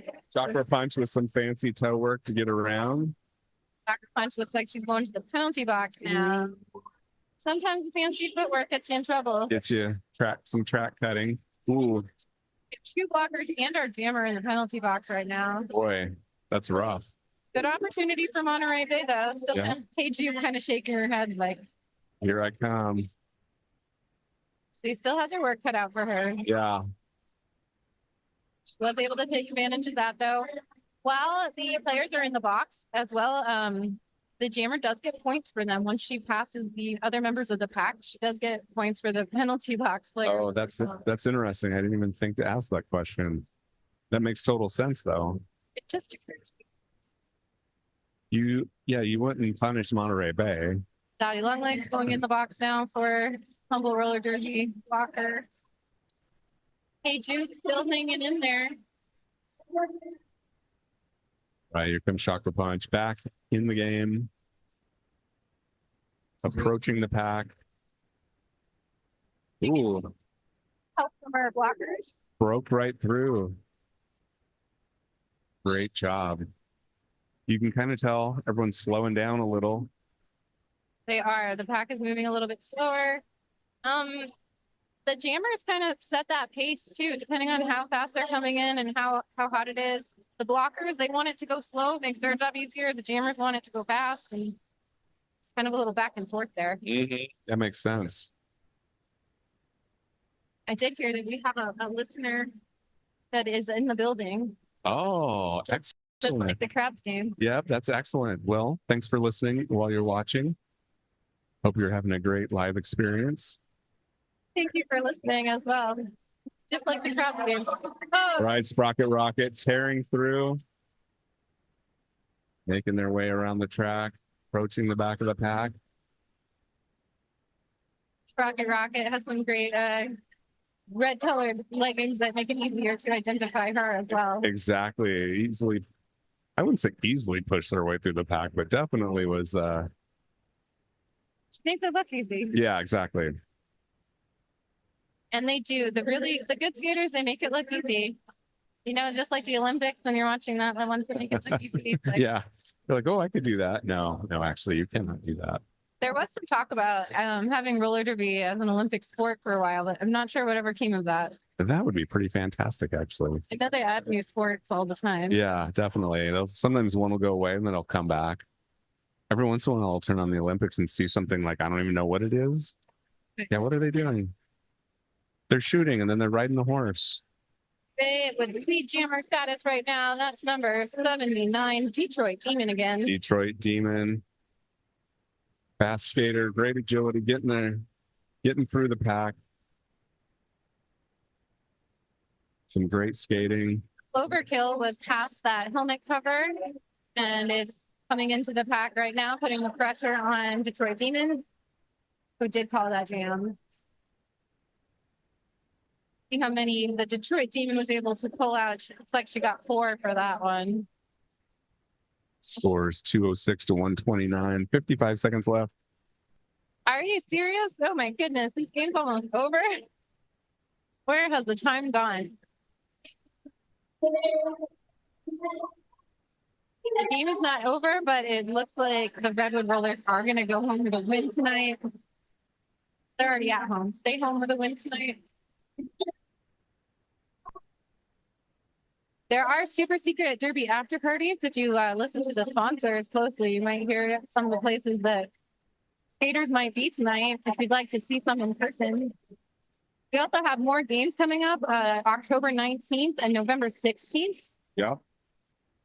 Oh, the jammer, she landed right on her behind pretty hard. We could hear it from here. Gonna be some bruises after this game.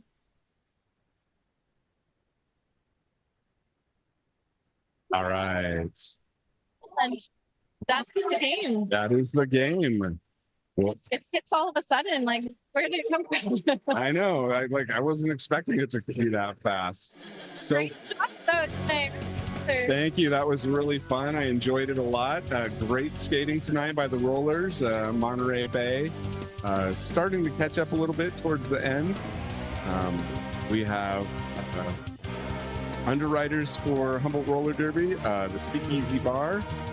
We got Rene Public Law Group, Juan Pablo Cervantes, and Cafe Brio on the Arcada Plaza. We had a great night tonight watching Humboldt Roller Derby. HRD broadcast is produced by Access Humboldt with executive producer Matt Knight, field producer Nate Dogg, Talvy Freed, theme music by Thomas Chan. Our next live broadcast of Humboldt Roller Derby will be Saturday, October 19th at 6 p.m. right here on KZZH 96.7, streaming audio at kzzh.accesshumboldt.net, and streaming live video at Access Humboldt's YouTube page, KZZH's community radio from Access Humboldt. Thank you so much. I had such, yeah, we were a great team tonight, if I don't say so myself. Teams are going around now for those high fives, all the fans lining up. This is fantastic. We're going to be wrapping it up here in a minute. Thank you so much for listening tonight. If you can't make it out to a roller derby bout, well, the second best thing is streaming it or listening to it on the radio. Like the team says, who are we? Who are we? Thanks again, everybody. We've had a great night. Come on back for some more roller derby. What day was that? October 19th? October 19th. October 19th. The last two chances this year to get live in person or watch it in Humboldt.